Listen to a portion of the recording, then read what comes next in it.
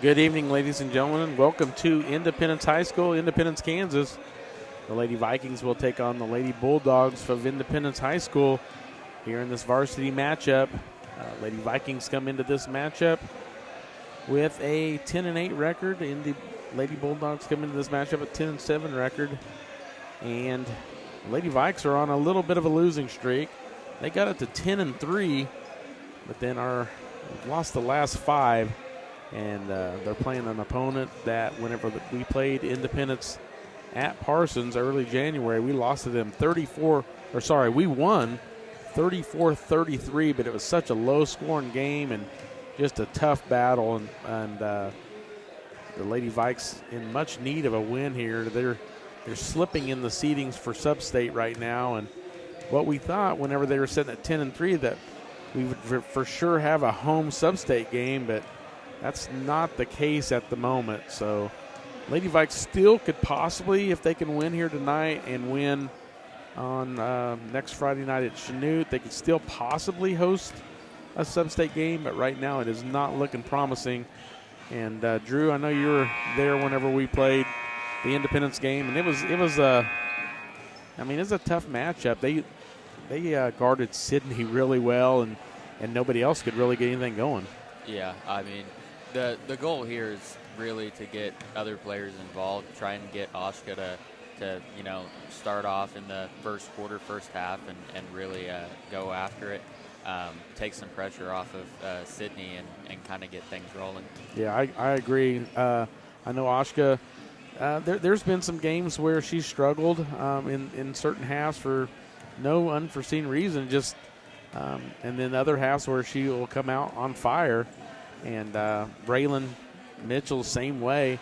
There's been games where Braylon's been, almost unstoppable going to the rim.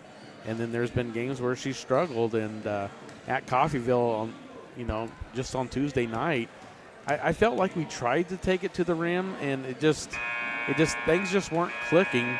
And we had a great third quarter at Coffeyville. We had 22 points at halftime, and then we scored 22 in the third quarter and actually had a 5-point lead. Yeah. And then made one basket and 2 or 3 free throws in the fourth quarter.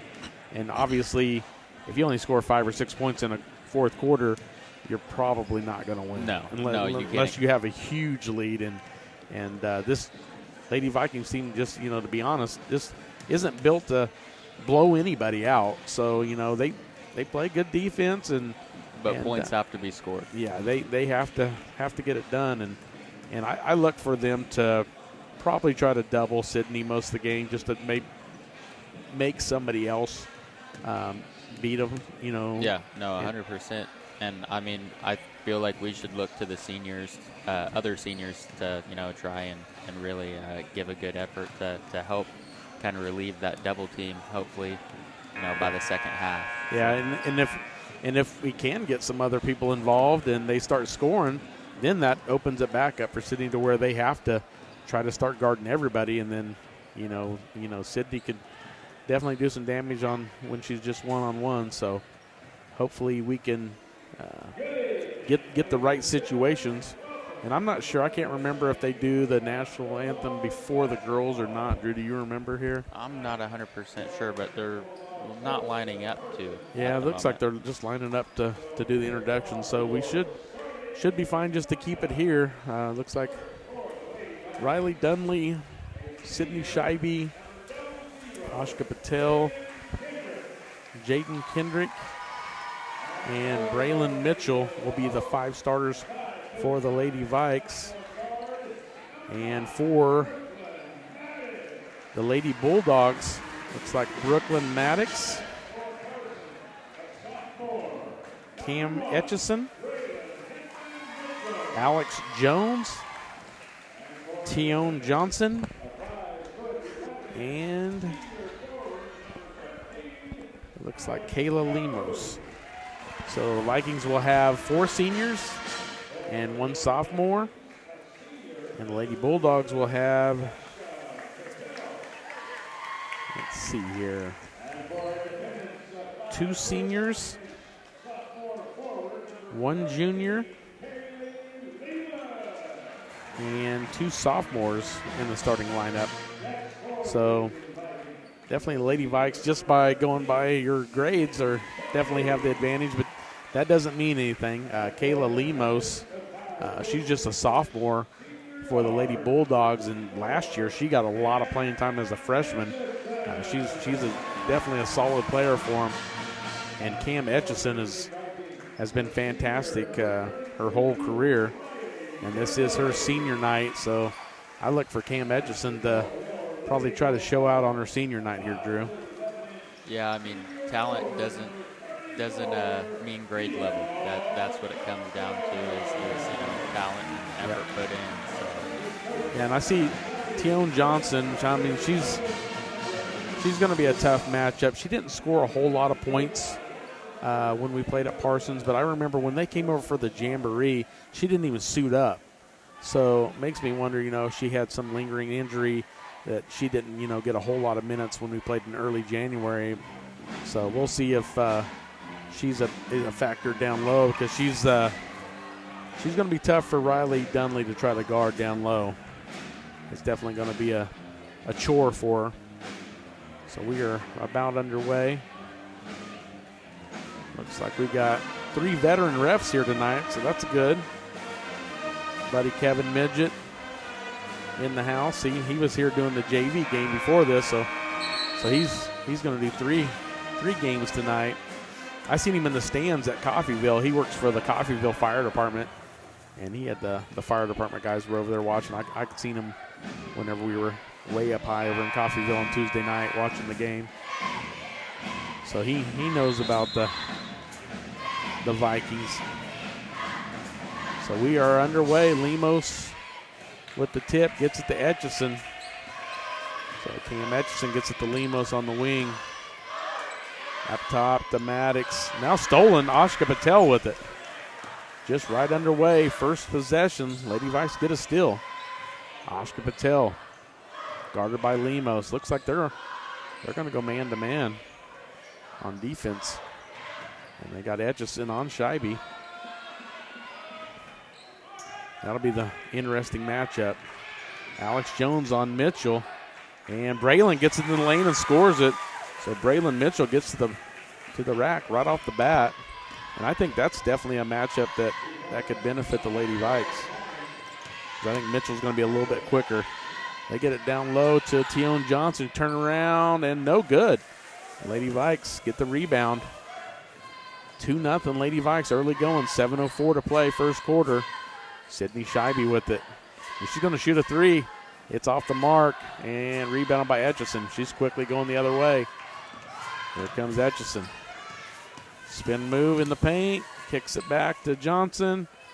Now Maddox. Now Etchison for a 3. And it's good. Cam Etchison gives the Lady Bulldogs a 3-2 lead. 6:38 to play first quarter. Ashka Patel will bring it up the court for the Lady Vikes. The Lady Vikes able to bring it up the court without any pressure. I mean, the games that they've had trouble is whenever they get pressured in the backcourt. So no backcourt pressure so far by the Lady Bulldogs. And that could definitely benefit the Lady Vikes. And now Riley Dunley goes to the rim and misses the shot underneath. And now Maddox nearly lost it out of bounds. She kicks it in the corner to Etchison. Etchison in the paint. Up, no good. And now Etchison gets a rebound. She wants another 3, and it's partially blocked by Patel. And here comes Scheibe the other way. 3-2 Bulldogs. 5:53 to play first quarter. Mitchell with it. Guarded by Jones. And baseline goes Mitchell, and they're going to call a foul on Maddox, I believe. That'll just be the first foul of the game. So Brooklyn Maddox picks up her first. 5:43 to play first quarter. 3-2 Bulldogs. They try to get it in to Dunley, and it is lost. I think they're going to call a foul on Dunley. Sure enough, Riley Dunley picks up her first. 5:39 and counting. 3-2 Bulldogs. Cam Etchison, the senior guard, bringing it up the court. Gets it to Lemos. Back to Etchison. Now trying to get it down low to, and now it's stolen by the Lady Vikes. And Sydney Scheibe gets it to Kendrick. Jaden Kendrick gets it across half court. Gets it back to Scheibe. Now back to Mitchell. 3-2 Bulldogs. Kendrick with it on the wing. A little give and go. Lost it, but Dunley picks it up. That pass was not meant for her, but she'll take it. Riley Dunley gets a layup. 4-3 now. Lady Vikes with a 1-point lead. Kind of a unfortunate event there that ends up in a basket, Drew. Lemos with it up top. Now three-pointer is no good from Etchison. Dunley cleans up the rebound. Scheibe with it. Back to Patel. And now back over to Scheibe on the wing. Back up top to Dunley. They've switched it up a little bit. They got Tion Johnson on Dunley now. Now Mitchell in the paint. Lost it out of bounds. Going to be a turnover on the Lady Vikes. Lady Vikes with a 4-3 lead about halfway through the first quarter. Etchison to bring it up the court. Now Lemos. Maddox for a three, and it's good. Brooklyn Maddox knocks down a three. 6-4 now, Lady Bulldogs. 3:52 and counting, first quarter. Mitchell needing help. Alex Jones got her pinned against the sideline and nearly thrown away. That was close. Yeah, it was. I thought Lemos was going to get a steal there. And now we got just a 30-second timeout. So we're just going to keep it here. I'm going to run down thank some sponsors here. All right, I'd like to thank Labette Community College, Forbes Hoffman Funeral Homes, Clemens Insurance Agency, Labette Health, Woodworth Enterprises, Carson Wall Funeral Homes, Commercial Bank, Eye Care Associates of Parsons, Drs. Newland, Gilmore, and Ray, Labette Bank, Bartlett Co-op, Labette Center for Mental Health Services, Dress for Less, Community National Bank, Tank Connection, Wood Insurance Center, Strategic Partners, Roy's Auto Service, Bowen Pharmacy, Parsons Educational Foundation, Parsons District Schools, Snyder Lawn Care, Olson Ace Hardware, SCK Orthopedic, Drs. Mosier, Meister, and Morris, and Sparklight. Thank you to all our sponsors. And we're back underway. 3:41 and counting. Scheibe with it. Look for a three. Scheibe just a little short. And a near rebound by the Lady Vikes, but it goes out of bounds. The Lady Bulldogs will have the possession and a 2-point lead. So 6-4, Lady Bulldogs, 3:32 to play. Cam Etchison bring it up the court. She gets it to Lemos. Lemos is going to shoot a three, and it's no good, but it's rebounded by Johnson. Now Etchison with it. Lemos kicks it out for a three, air ball this time. And Lady Vikes get the rebound. 3:05 to play. Braylon Mitchell gives it up to Patel. Gets it to Scheibe. Scheibe near steal by Etchison. Etchison's all over her. Now Lemos on Mitchell.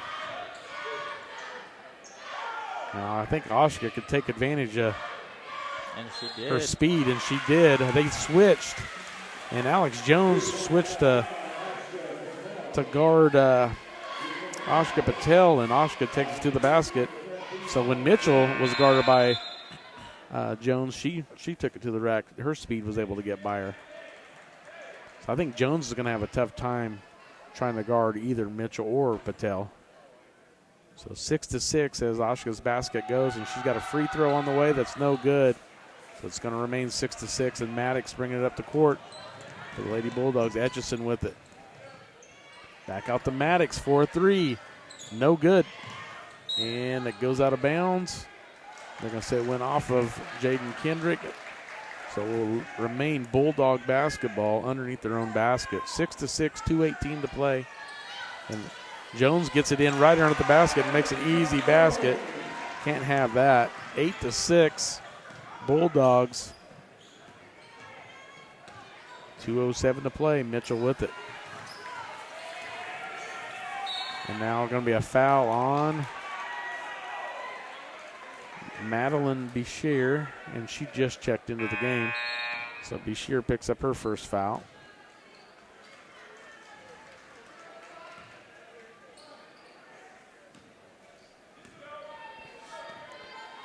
So now Bichir is guarding Mitchell. And now Mitchell threw it away. Yeah, her and Kendrick weren't on the same page. Threw it out of bounds. 8-6 Bulldogs. Early going here. We're still in the first quarter. 1:50 and counting. Maddox with it. Gets it to Lemos. Back out to Maddox. Bashir now over to Etchison. Wide open for three. And it's rebounded by Maddox of the Bulldogs. And they're going to say it's staying with the Bulldogs as it goes out of bounds off of Patel. 1:33 to play. First quarter. Maddox. Now Etchison for a three. No good. But rebounded by Bashir. And now Etchison with it. It's at the Maddox. Now Johnson back to Etchison. Wants a three. No good, but another offensive rebound and a foul. Just too many offensive rebounds here. I mean, we allowed 4 shots on this possession. It's going to be tough to win if that continues to happen. Independence now has 5 offensive rebounds compared to our 0 this quarter. So that's kind of a difference maker. Big time. Second chance opportunities are huge. So Brooklyn Maddox at the line. She missed the first one. So second free throw from Maddox is good. So now 9-6. Lady Bulldogs by 3. 1:14 and counting here to go in the first quarter. Here goes Patel. Gets it to Kendrick on the wing. She goes baseline and scores it. Jaden Kendrick cuts the lead to 1, 9-8. Now Bashir with it. Gets it up top to Maddox. Back to Bashir. She wants a three. No good, but rebounded by Etchison. Puts it up. No good. Rebounded this time by Mitchell. She gets it to Scheibe. Down to 35 seconds. Now Patel with it. 9-8. Bulldogs by 1. Lady Vikes can try to take the lead here. They're going to call a travel on Riley Dunley. That was close. I think that could have not been called and would have been fine. Definitely could have went either way. Yeah. Atchison with it. Down to 20 seconds to go in the first quarter. Bashir now with it. Maddox gets it down to Tion Johnson. Turnaround jumper is good. Nice turnaround there by Tion Johnson. Gets it back to a 3-point lead for Lady Bulldogs, and they throw it up quickly to Dunley. Now give and go. Scheibe, three-pointer, no good as it goes out of bounds. I think she rushed that shot just a little too much. And she could have caught her feet. And now desperation heave is no good. Into the first quarter, 11-8 Bulldogs. Let's take a 30-second break. You're listening to Viking Basketball on V93.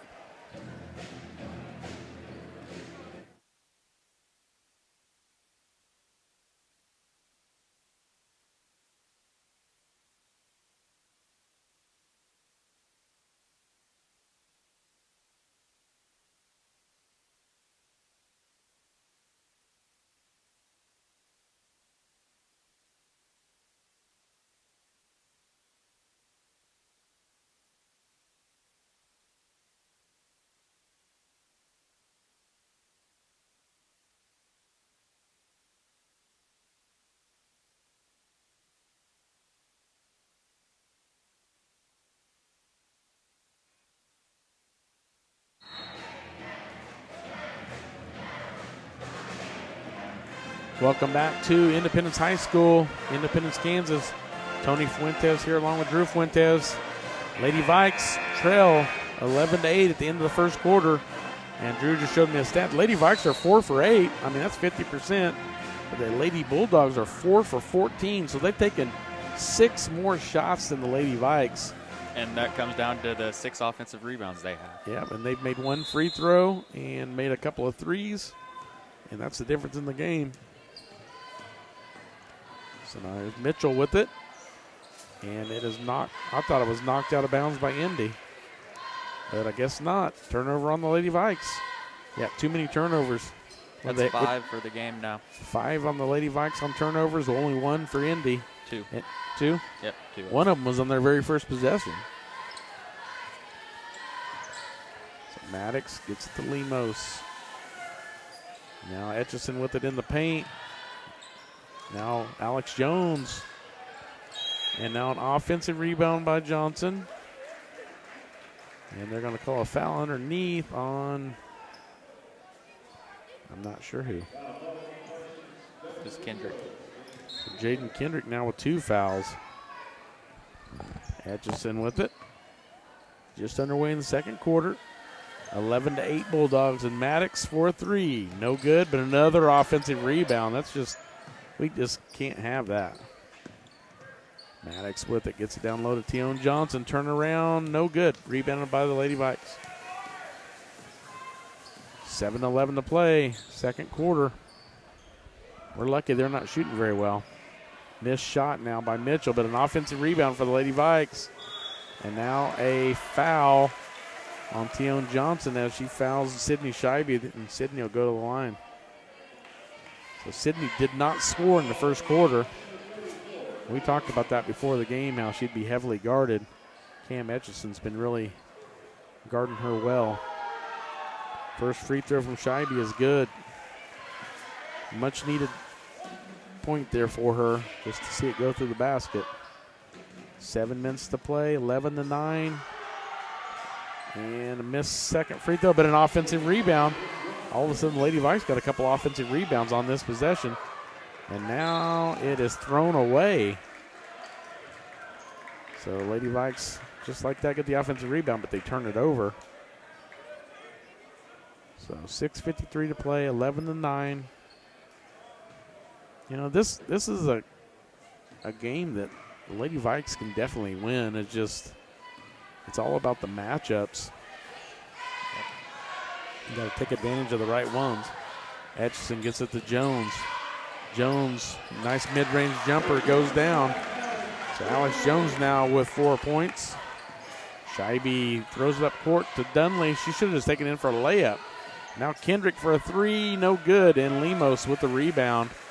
And here comes Maddox for the Lady Bulldogs. So Maddox with it. Now Etchison. Now in the paint is Jones and scores it. So Alex Jones now with 6 points. 15-9, 6-point lead now for Lady Bulldogs. Their biggest lead. Just under 6 minutes to go here in the second quarter. Mitchell gets it in to Scheibe, kicks it out to Dunley for a 3. Riley Dunley in and out, no good. And here comes Etchison. She's quick, and she wants to go all the way, and she missed the layup. Now here goes Patel going the other way. Now Patel brings it back out, gets it back out to Scheibe. 5:30 to play, second quarter, 15-9 Bulldogs, and they're going to get a foul on Cam Etchison. Etchison bailed out Scheibe there. So Sydney Scheibe will go to the line to shoot a couple more. For the year, she's been done really well from the free throw line. She struggled a little bit at the start of the Coffeyville game on Tuesday. Probably the most free throws she's ever missed in a game that I can remember. She's 2 for 3 tonight. She's got one more coming. 15-10. Lady Vikes trail by 5. Now they trail by 4 at 15-11. Here comes Maddox. Gets it to Bashir. Back up top. Now Lemos.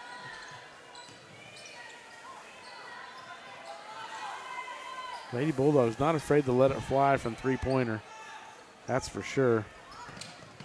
Etchison kicks it back out. Now Maddox going to shoot a three. No good. Rebounded by Patel. 4:55 and counting. Second quarter. Oshka with it. Gets to Mitchell.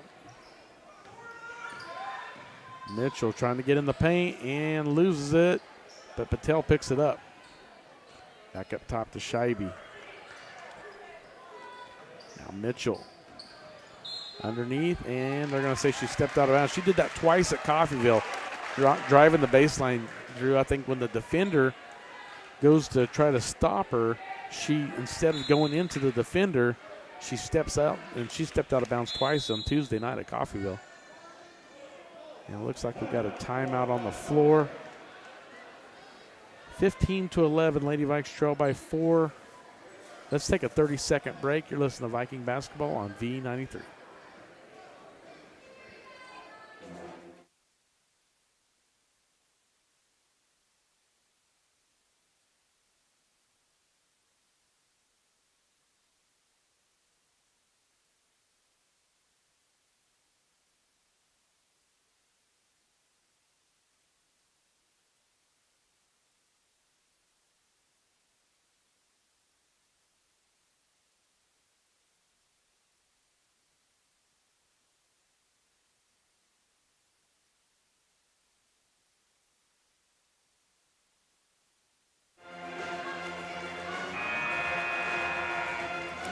Welcome back to Independence High School, Independence, Kansas.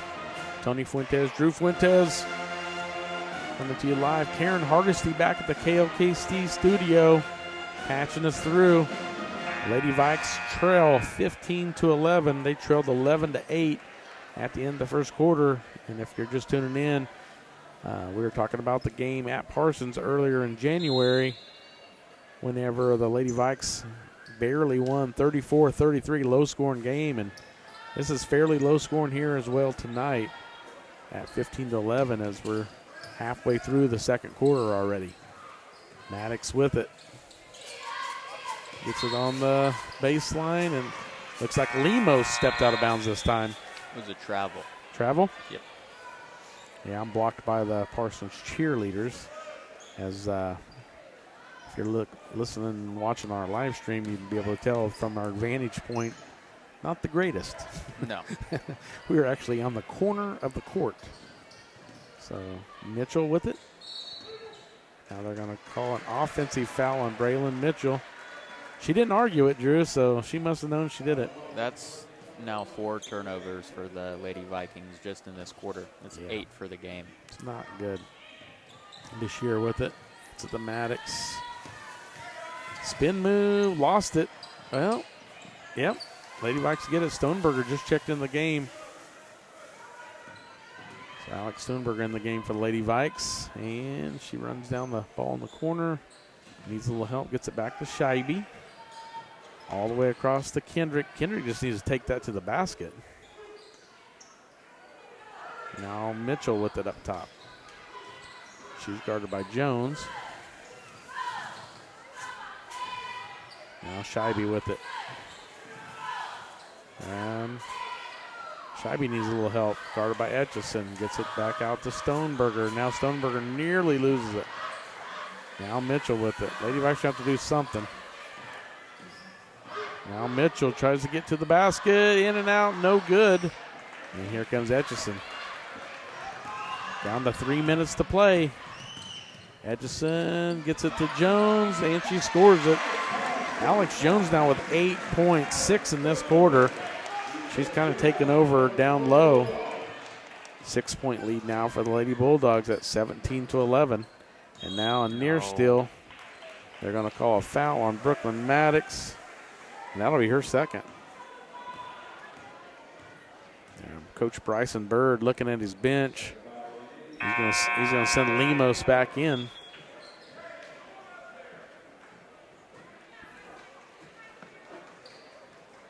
Lemos Gets the spot of Maddox.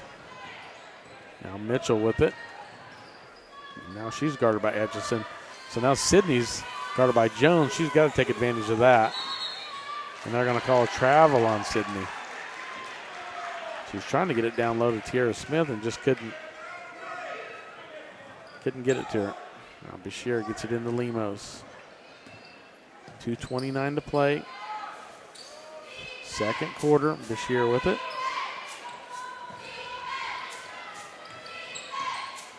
Lady Bulldogs being very patient here. They can be with a 6-point lead. Etchison with it, gets in the paint, kicks it out. And now nearly lost it, but Etchison picks it up. Now Lemos thought about the three. Back out. Etchison's going to shoot a three, and it is no good.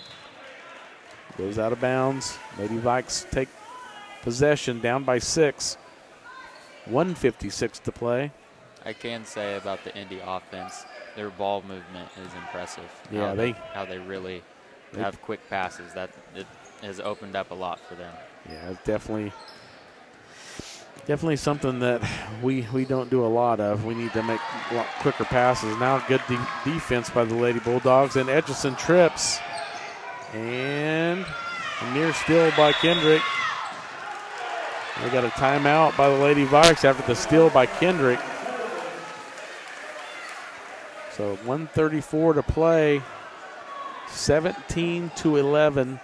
Lady Bulldogs with a 6-point advantage. So Lady Vikes caught a break there because it looked like Etchison got tripped. I don't think she tripped over her own feet. And she went sliding across the floor, and then the ball goes sliding across the floor, and then Jaden Kendrick dove on the floor to get it, and then Coach Scheibe with a quick timeout, as he knew that if he didn't call timeout, they're probably going to give it back to the Lady Bulldogs. See, I'm looking for a bucket here. We haven't scored an actual basket in the this quarter. It's all been free throws. That's kind of what we did at Coffeyville in the fourth quarter, Drew. It's pretty. This is almost the exact blueprint.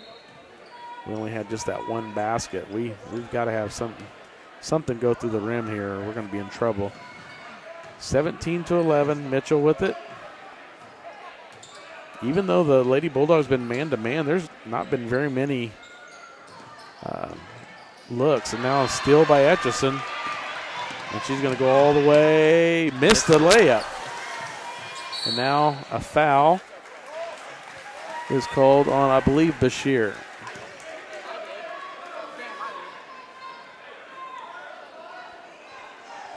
No, they're calling on Etchison, I believe.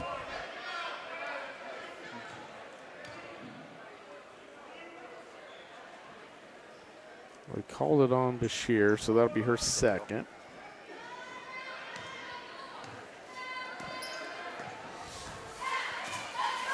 Now Mitchell with it. Lady Vikes trail by 6. Mitchell going all the way to the basket, missed the shot. Rebound to the Lady Bulldogs. We're under a minute to go here in the first half. Lemos gets it up to Etchison. Etchison back out to Lemos. In the paint, no good. And Lady Vikes with the rebound. Here comes Sydney Scheibe. She needs a bucket. Spin move. She takes it up, gets it to Dunley, and Dunley throws it over the backboard. So 32.3 to play. Second quarter, Lady Vikes trail 17-11.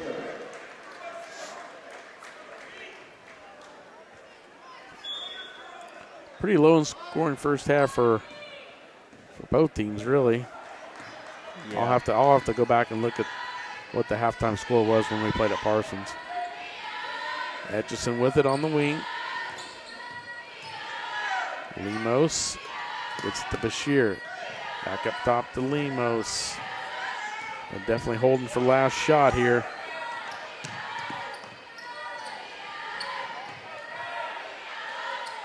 Now, Etchison for a three. In and out, no good. So your halftime score is 17-11. And I'm just now looking at back to when we played at Parsons. Parsons led 14-11 at halftime at Parsons. So pretty similar games here. So let's do a 6-minute break, and then we'll come back and break down the first half of the girls' game. So 6-minute break. You're listening to Viking basketball on V93.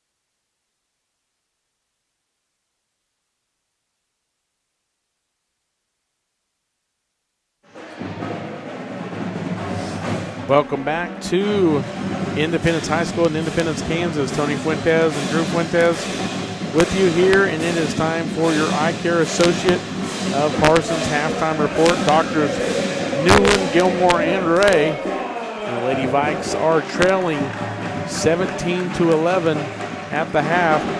Lady Vikes, not a whole lot of scoring. We're going to run down the scores first for Lady Vikes. Jaden Kendrick with 2, Braylon Mitchell with 2, Ashka Patel with 2, Riley Dunley with 2, and Sydney Scheibe with 3. And all of Sydney Scheibe's came from the free throw line. So great defense for the Lady Bulldogs. Lady Bulldogs are led by senior Alex Jones with 8 points and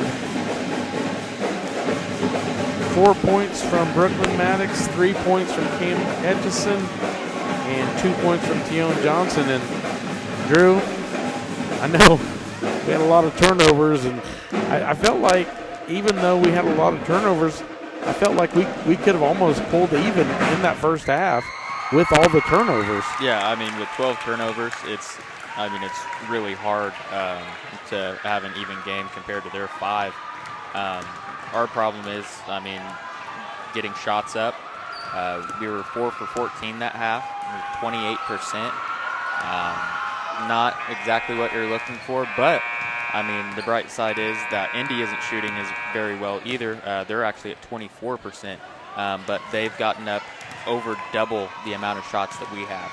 Wow. Based off a lot of offensive rebounds. They've had 10 of them compared to our 2. So that is kind of where the difference has been. Just they've given themselves more opportunities to make baskets. Yeah, and it's going to be one of those games that, even though it's a 6-point lead, which is only 2 possessions, it feels like it's about a 12 to 15-point lead, just because it's hard for us to score. And so, Lady Vikes only scored 22 at the half at Coffeyville, then came out with a huge third quarter, scored 22 in the third quarter. So if the Lady Vikes can get to the basket and make some shots, even if they penetrate in, kick it back out, and knock down some threes, they're yet to – I think they've shot a couple of threes but have not made one. Yeah, and 0 for 3 from the three-point line. So the Lady Vikes are, in definitely need of some kind of offense because they didn't have a single field goal in the second quarter. So 3 free throws is the only points the Lady Vikes had in the second quarter. So definitely going to need some offense to try to somehow pull out a win here, which is definitely doable. It's just going to have to. Got to shore up the rebounds. Got to make sure to clean the glass up, offense and defense. Because realistically, if we can get those second chance opportunities, that would be huge. Exactly. Especially with the deficit being 6. From the outsider's perspective, it doesn't look like a lot. Realistically, it's two possessions to tie, but it just feels like so much more. It does. Just because the defense and just how the basketball is being played right now. Exactly. So we're going to. It's getting close to being ready for the start of the second half. So that's going to wrap up your Eye Care Associate of Parsons halftime report, sponsored by Doctors Newland, Gilmore, and Ray. And the Lady Vikes have one more regular season game, and it will be next Friday at Chanute.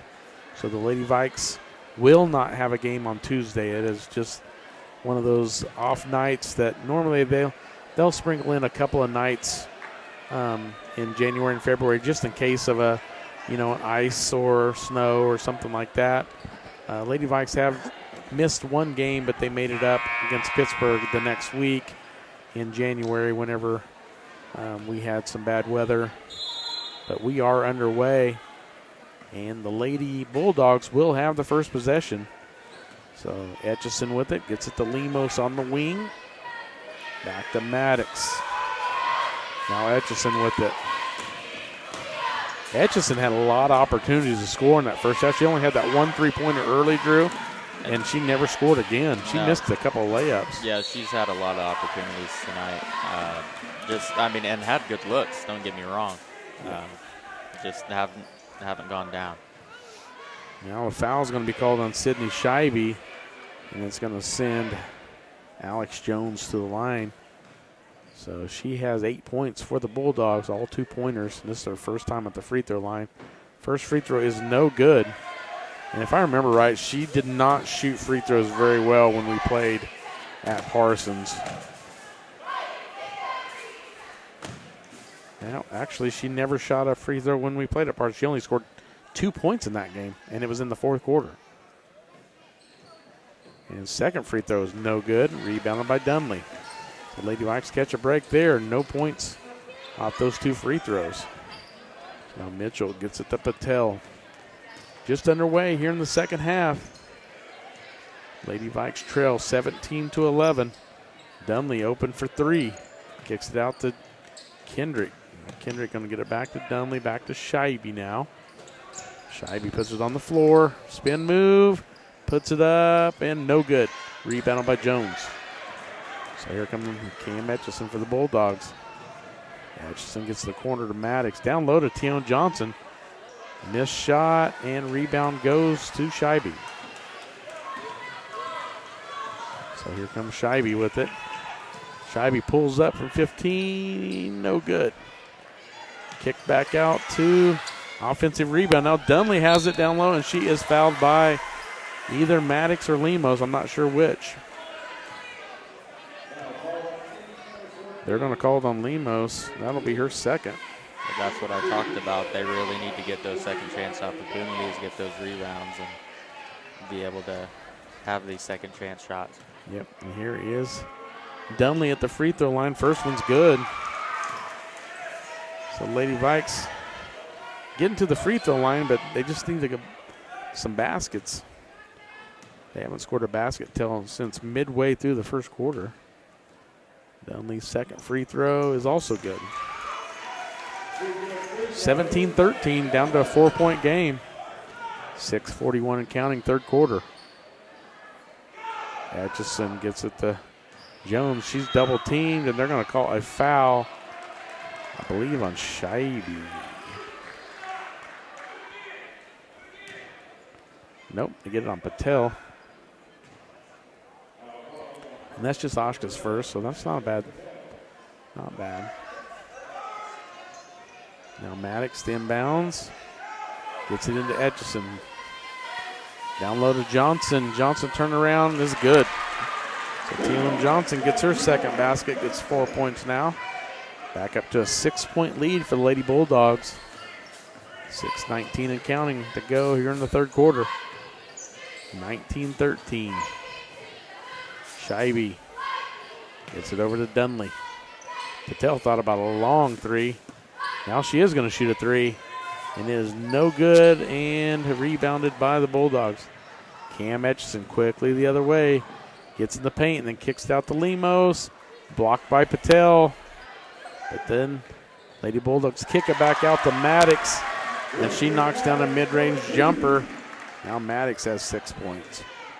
So it's the biggest lead of the night at 21-13 for the Lady Bulldogs. Lady Vikes trail by 8. 5:36 and counting, third quarter. Lady Vikes just get it stolen away. And here come the Lady Bulldogs quickly the other way. Kick it out to the wing. Etchison for 3, in and out, no good. Rebound Kendrick. Now up to Scheibe. Scheibe should have just taken it down the court to the right. Now Patel with it on the wing. She wants to try to drive. Now Mitchell wants a 3, and it's good. Braylon Mitchell now with 5 points. That's the first basket in a long time, almost 2 full quarters. That ended the drought. That was almost 11 minutes of no field goals going down for the Vikings. Yep, and here is Tion Johnson in the paint, and she scores it. Lady Vikes got to do better getting back on that defensive side, on that back side. Now it's a 7-point lead for Lady Bulldogs at 23-16. Now Scheibe wants a 3, and no good. And fight for the rebound goes to Dunley of the Vikings. She kicks it out to Patel. Now Scheibe. Now Scheibe, little floater, gets it to go. Sydney Scheibe, that's her first basket. She has 5 points. 23-18, 4:12 and counting to go here in the third quarter. Lemos with it. Gets it up to Maddox. Now Etchison. Back to Maddox for a three, and it's good. Brooklyn Maddox now with 9 points. She's having a great game.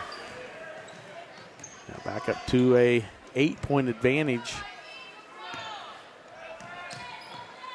Now Patel with it. 3:39 and counting. Lady Vikes trail by 8. 26-18, and now just a no call and a turnover by the Lady Vikes. And here comes Maddox going the other way. She gets in the paint, kicks it to the open person underneath. Missed shot, but now another offensive rebound, but now a steal. Here comes Sydney Scheibe, guarded by Etchison. Spin move, gets it back out to Mitchell.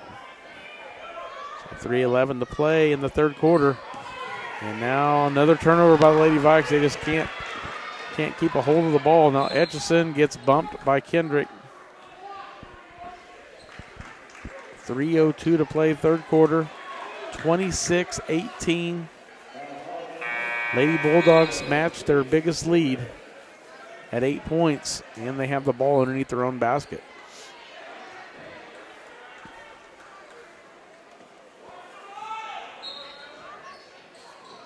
Now Maddox to inbounds and gets it in to Bashir. Now Etchison to the corner for Maddox for three. Man, she's been good for three. That's her third three-pointer. And now she is up to 12 points. And now Mitchell. Lady Vikes trail by 11. 29-18. Lady Vikes in a big hole now. Now Scheibe with it. Turn around, gets it to Mitchell on the baseline, and it is blocked by Tione Johnson. And now they're going to get a foul on Tiara Smith.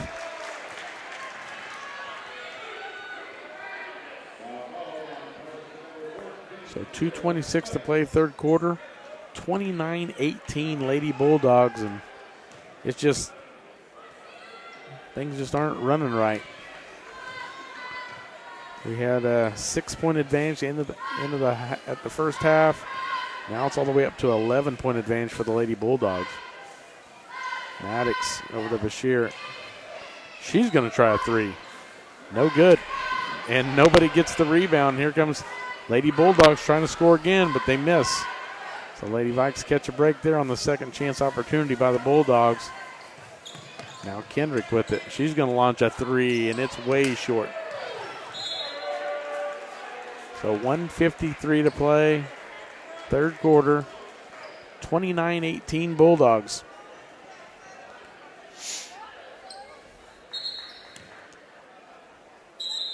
Yeah, February has not been good to the Lady Vikes. Well, I think anybody would struggle for 5 straight away games. That's pretty tough. It is tough. So here comes Cam Etchison. Senior guard. It's the Lemos. Now Maddox thought about a three. Now Etchison will drive all the way back across. They're just going to run some clock. They got an 11-point lead. And this is where that passing Yeah, comes look in. at those quick passes and gets an open layup to Lemos. She was just sitting there waiting for it. And now 13-point lead at 31-18. Now Mitchell in the paint, missed shot. Here come the Lady Bulldogs. Yeah, the Lady Vikes are just coming down and it's almost just like shooting desperation, just off-balance shots instead of trying to set up a shot. And put them in this big hole. Now Edgerton with the baseline, kicks it back to Tione Johnson. And she gets it to go. Tione Johnson with a big third quarter. She's up to 8 points. Yeah. So I'm not sure what the call was there. It's white 2-4 something. I don't know exactly what they said. I think they called a delay of game maybe. So 49.7 seconds to play, third quarter. Lady Vikes trail by 15, 33-18. So the Lady Bulldogs led 17-11. So Lady Bulldogs have scored 16 here in the third quarter to go from a 6-point lead all the way up to a 15-point lead. I'd be surprised if Parsons doesn't come out in a man.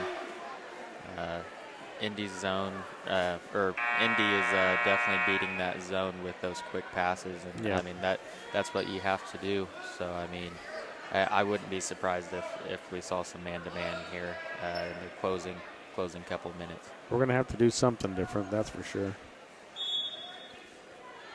So Patel gets it into Mitchell. She'll bring it up the court. Now Patel with it. Back to Scheibe.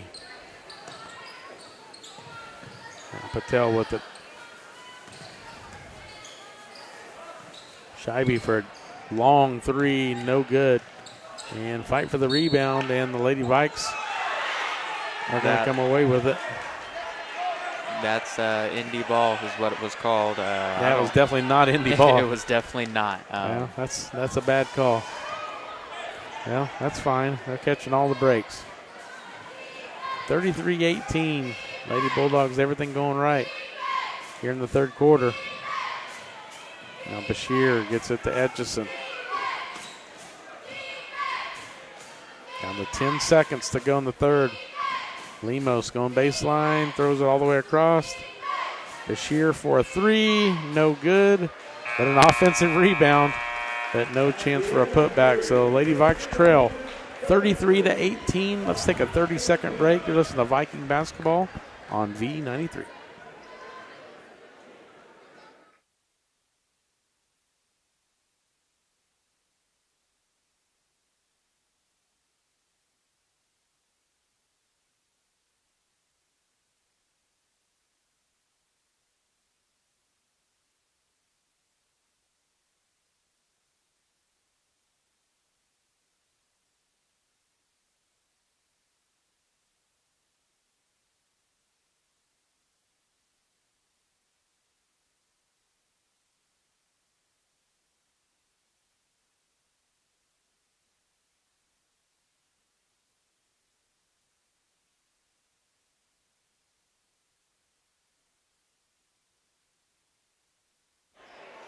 Welcome back to Independence, Kansas, as the Lady Vikes trail 33-18. Tony Fuentes, Drew Fuentes here, along with Karen Hardesty back at the KLKC studio. And the surprising thing I see is Cam Etchison as their senior guard leader. She usually scores quite a bit, and she's only got just 3 points. So it's been Brooklyn Maddox. It's really Maddox and Jones combined between the two of them for 20 of the 33. Now Scheibe with it as we start the fourth quarter. Now gets it to Stoneberger, guarded by Maddox. Now Mitchell with it. And Braylon gets it to Scheibe. Double team now, and they're going to call travel.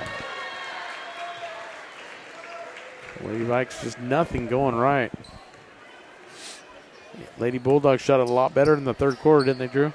Yeah, they were 7 for 11 from the field. Wow. Compared to our 2 for 10. So yeah, that's not going to get it done. No. So we even out the amount of shots at the basket, though. Yes, that is an important thing. But we lost by a lot of points. Yep. Now Lemos wide open to the basket, missed it. But another offensive rebound.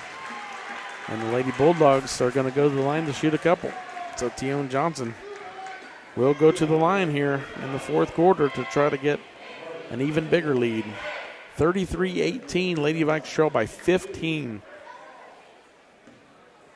7:15 to play, fourth quarter. And the first free throw They have not shot free throws well. Independence is 1 for 6 is what I show. So that's been the only thing that they've really done wrong. I was going to say they have the advantage. They get the second one to go here. They have the advantages elsewhere at this point. Yep. 16-point lead, largest lead of the night. 34-18. Lady Vikes trail. Jaden Kendrick with it. And, yeah, this defense is just – Lady Vikes just can't get anything to go. As the defense has been swarming by the Lady Bulldogs. Kendrick with it. Got her by Etchison. Scheibe thought about the long three. And they're guarding her way out on top. Now a little give and go to Scheibe. That was a great play. She gets it to go. 7th point now for Sydney. She's going to need a lot more of those. 34-20. 14-point advantage for the Lady Bulldogs. Cam Etchison gets it to Tion Johnson. Puts it up. No good. Rebound goes to Braylon Mitchell. But then it's stolen by Cam Etchison. She's just good. No, she's an all-around player. Now we got an offensive foul called as Cam Etchison throws it down to Tion Johnson. So the Indy student section did not like that call. Yeah, I mean, we're so far away. We we're can't so tell. far away we couldn't tell anything. But it did look like she shoved her. Well, yeah, it looked like she was set. So here comes Scheibe. 6:07 to play in the ball game. Scheibe gets in the paint, and they're going to call a foul on Etchison, I believe. That's her third, I believe. Wow, that says it's her first. I thought it was at least her second. Wow. Okay. Now Scheibe with it. Now Mitchell took an extra step, and too bad because she knocked down the three. Just that extra little step. Just that half step back to get behind the three-point line. Unfortunate of Ayers. 34-20. Etchison gets in the paint. Little floater. Gets it to go. Etchison now down with 5 points. 36-20. And now a steal by Etchison.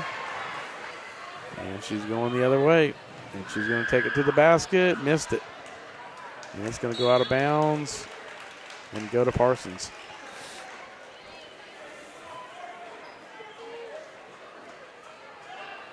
Yeah, Coach Bird didn't like that call, but we had one down here that was definitely not out on us, and we didn't get that call, so maybe a little makeup call. Scheibe with it. Spin move in the lane. Now Mitchell for three. No good. Now Lemos with the rebound. Here goes Lemos the other way. Gets it up to Etchison. Quickly across to Jones. Jones is fouled. So Alex Jones will go to the line to shoot two. 36-20. Lady Vikes trail by 16.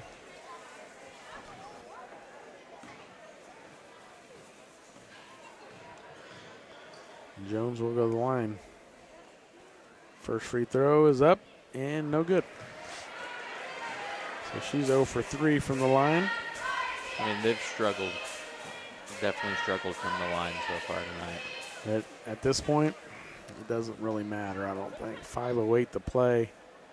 Lady Vikes have to go on a heck of a run here. Jones knocks down the second one. That's the largest lead at 17, 37-20. Lady Vikes would have to have a lot of made shots here. Well, a lot of defensive stops would need to happen. Now Scheibe for a three. In and out, no good. Tion Johnson with the rebound. Not a good start if you're going to want to come back. Now Lemos with it. And throws it away. Now it is nearly saved. It is saved. They're going to call a walk. Yep. They're going to call travel on Jaden Kendrick. He had a great hustle.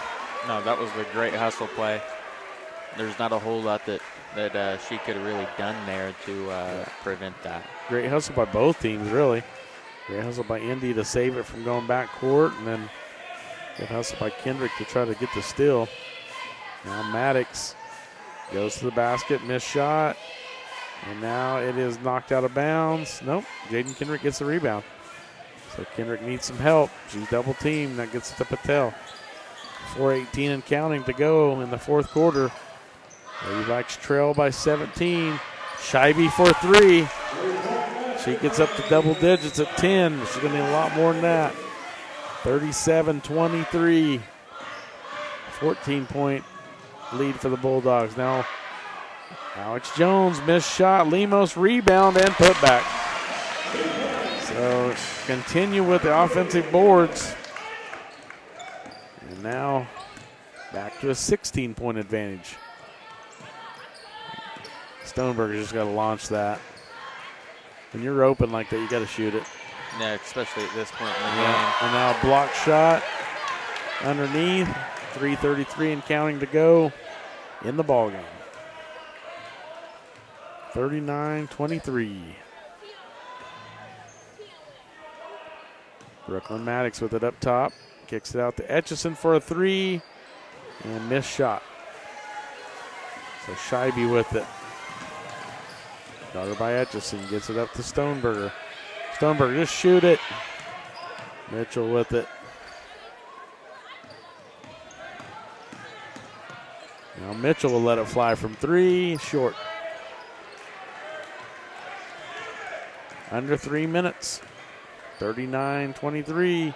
Wow. Throw it up to Alex Jones. And she is fouled by Sydney Scheibe. So Alex Jones will have a chance for a couple more cracks from the free throw line. I mean, that was a heads-up play from, from 100%. Indy. I mean, we have to make sure and watch that because, I mean, she was down there wide open. Yeah, this Lady Vikings team looks like a complete different team than what we saw, win the Lancer Classic and get on that 7-game winning streak to get it to 10-3. We started out after Christmas on a 7-game winning streak, and now we're on a 6-game losing streak if we lose this one. We're down by 17. They just look uncomfortable. Yeah.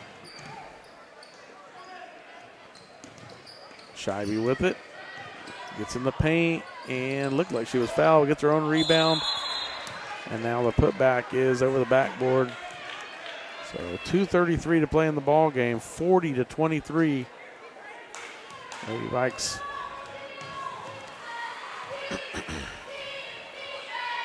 need a win. Now Maddox with it. Gets it back to Jones. Now Tione Johnson underneath. And the foul. She gets it to go. Johnson now in double digits. She's got 11 points now. Oh, those 11 points, I mean, she's been a very big figure tonight. Just, just on the boards, it's pretty impressive. Yeah, she's got 9 points in the second half. 9 of her 11 have been in the second half. So 42-23. Now Mitchell kicks it out to Kendrick for a 3, and it's short. Rebounded by Jones and a foul by Kendrick. And it'll send Alex Jones to the line again. 2:02 to play.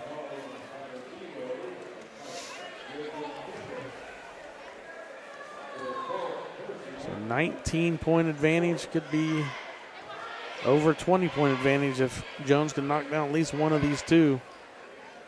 She is 2 for 6 on the game from the free throw line. First one is good this time. Alex Jones up to 10 points. Second free throw is also good. Gets the roll. So now she's 4 of 8 from the line all of a sudden. Gets both of those to go. Now a 21-point lead. Lady Vikes only scored 11 in the first half. Have only scored 12 in this half. And they turn it over. Here goes Lemos for a layup. She missed it. Now Mitchell looks like she is being fouled going down the sideline. And they're going to call a blocking foul on Independence. 44-23, 1:37 to play in the ball game. Alex Stoneberger with it on the wing. Ashka Patel with it. Spin move. Gets it to Scheibe in the paint, and she is fouled by Johnson. So Tiana Johnson picks up her third.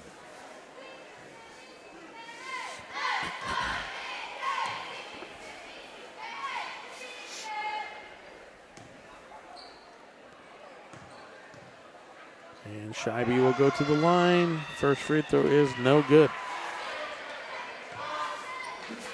Scheibe will have one more.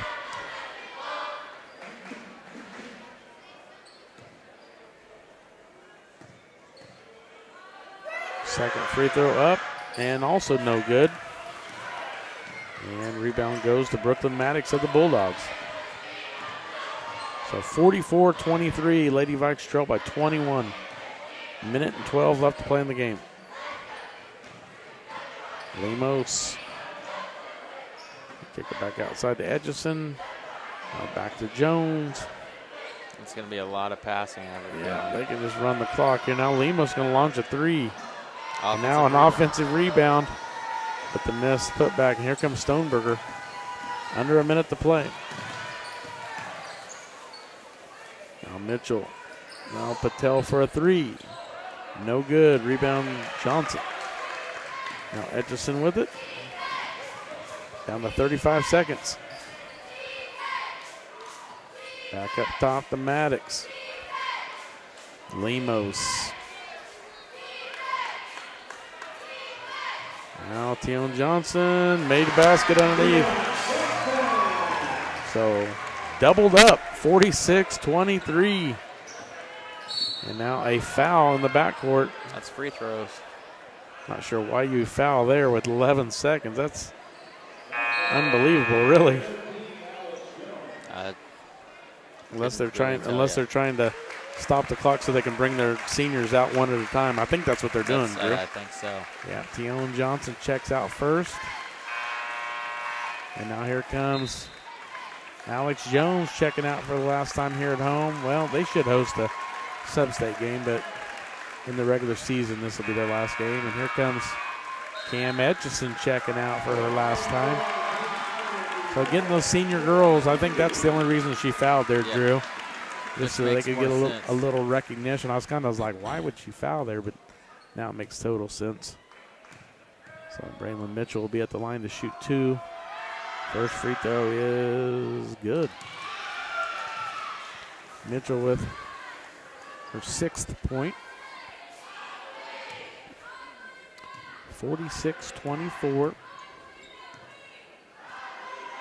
Second free throw, no good. And now rebounded by, knocked out of bounds off of the Lady Bulldogs. So Lady Vikings will retain possession, but there's only 10 seconds left. And it looks like Patel will inbounds. Gets it into Scheibe. Scheibe launches a three, no good. Rebound Patel. Scheibe another three, no good. And it's going to say it's out of bounds. And this game will be over. Lady Vikes are going to lose this one, 46-24. So Lady Vikes will fall to 10-9. And the Bulldogs will move to 11-7. So Lady Vikes still in a desperate need of a win to end this losing streak. So let's just take a 1 minute break. We'll come down to do the Bowen Pharmacy post-game report, and then we'll take a longer break before the boys' game. So 1 minute break. Listen to Viking basketball on V93.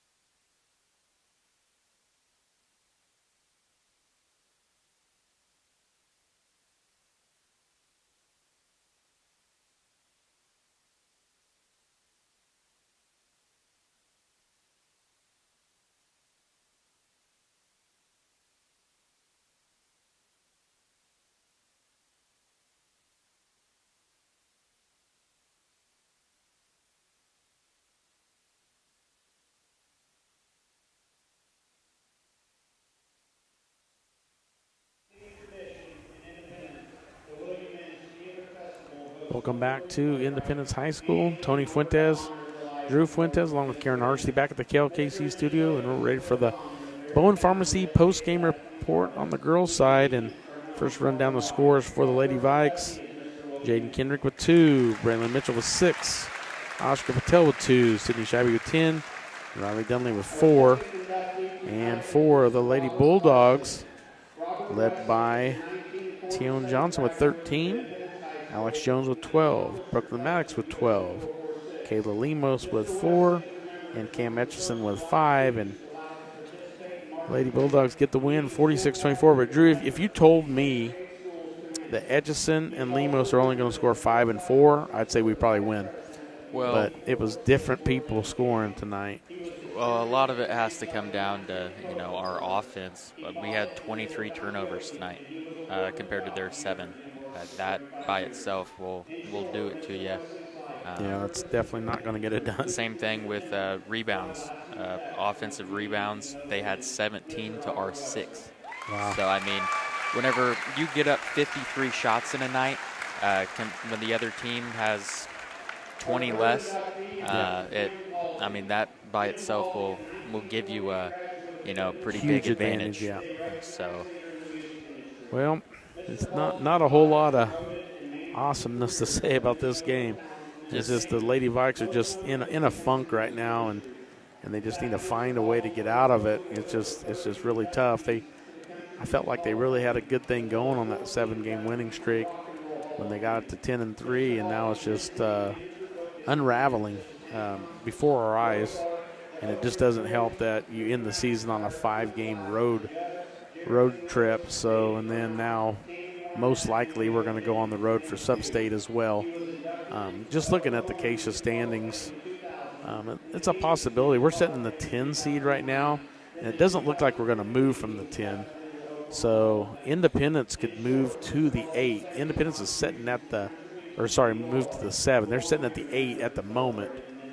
But if they get to that 7 seed, then we could very well be back here in Independence in a week and a half on a Tuesday night, February 27th. So, it's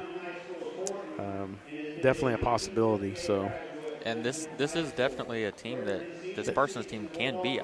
We saw it earlier in the season. It's just, some things just need to be kind of, tweaked and fine-tuned, especially before Sub-State basketball starts. So I'm hoping to see that, this next week. Yeah, they're definitely going to have to get some stuff cleaned up because it's just the offense doesn't look good. The defense looked fine in the first half, but second half I think they just got tired. Yeah, and a lot of it, I really think a lot of it has to do with the turnover differential. If they, really get, the amount of turnovers that they have down, that will affect a lot. Whenever you have you do have triple the amount of the other team, it gives them a huge advantage, especially if they're already going to have an advantage on the boards. So I totally agree.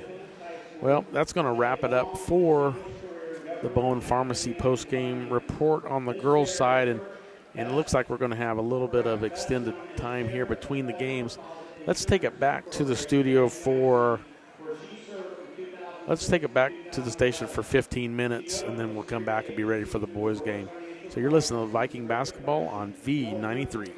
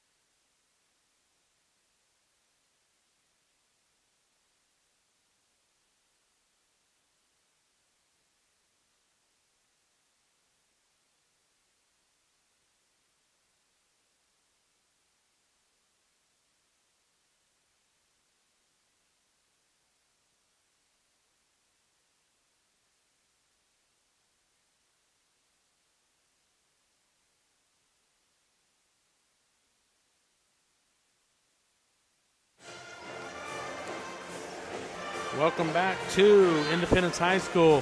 Tony Fuentes, Drew Fuentes, and we are joined by Coach Pat Scheibe.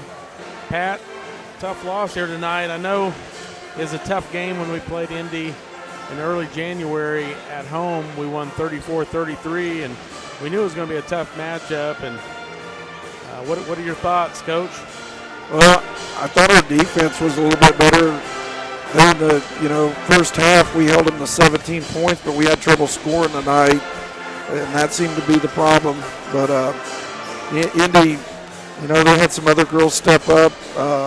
That's not their main scorers.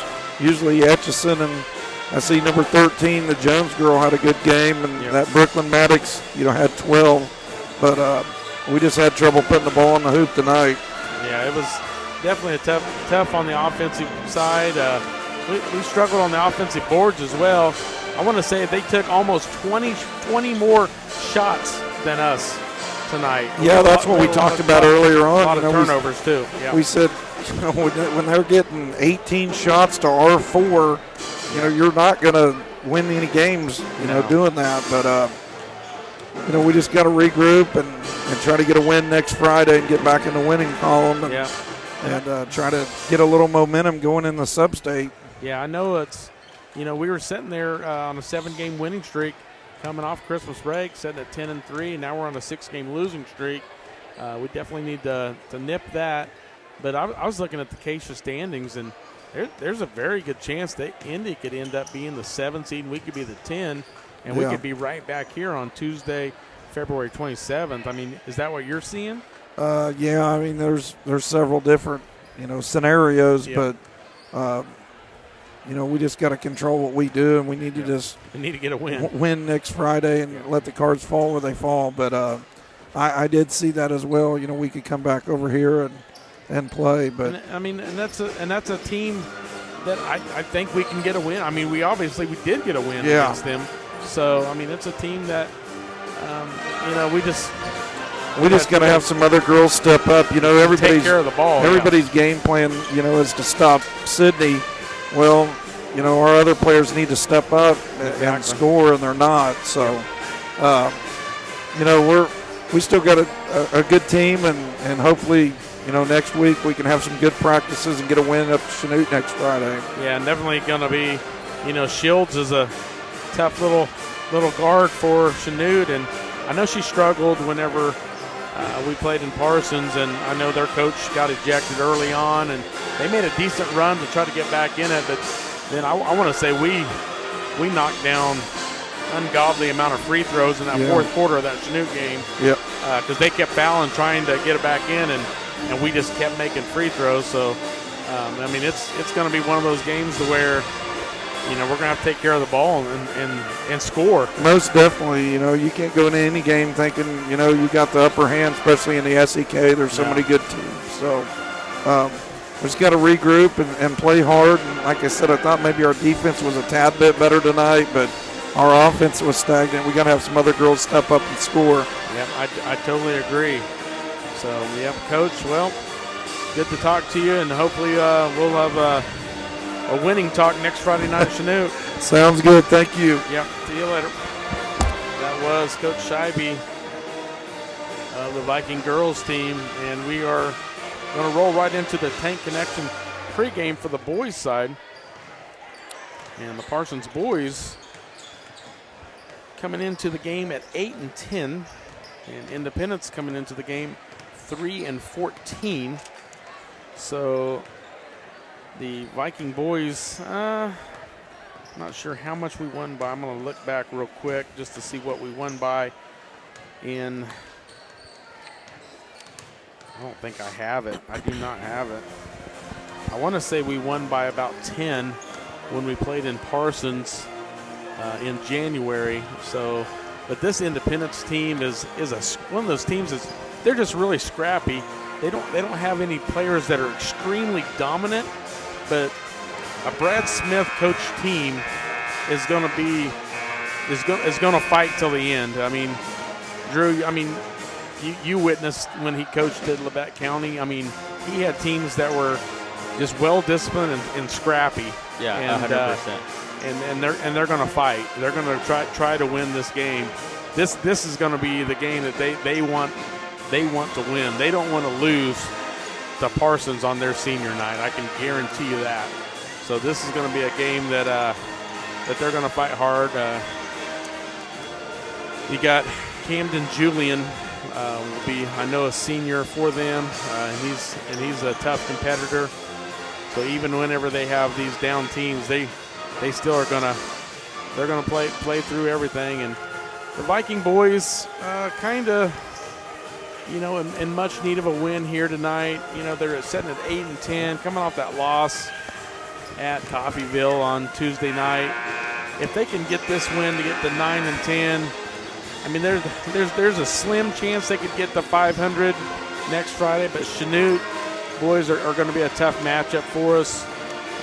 Year in and year out, Chanute's a tough matchup for us. So, but the Viking boys definitely need to get it done tonight, and they should have the advantage here with Landon Weed in the paint. So for 4 years here, Independence had Easton Ewing that just caused fits in the paint, and he finally graduated, and so now Landon Weed gets 1 year without Easton Ewing in the paint for Independence. So hopefully Landon can take advantage of that tonight. And yeah, neither team has a height advantage really. It's more jump, and we know how high Landon can get up there. Oh yeah, definitely. So that will definitely be a perk tonight, rebounding wise.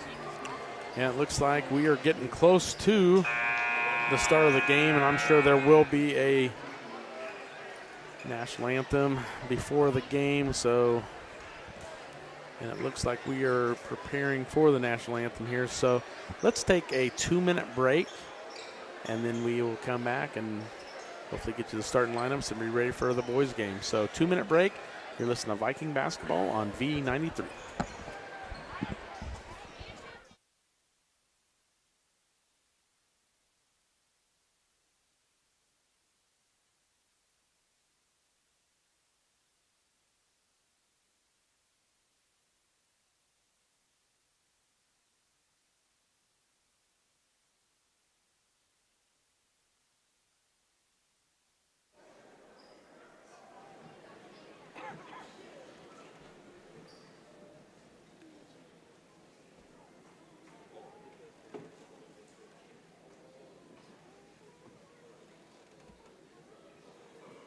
Ladies and gentlemen, the national anthem will be performed by the Indy Ensemble under the direction of Mr. Christopher Kurt.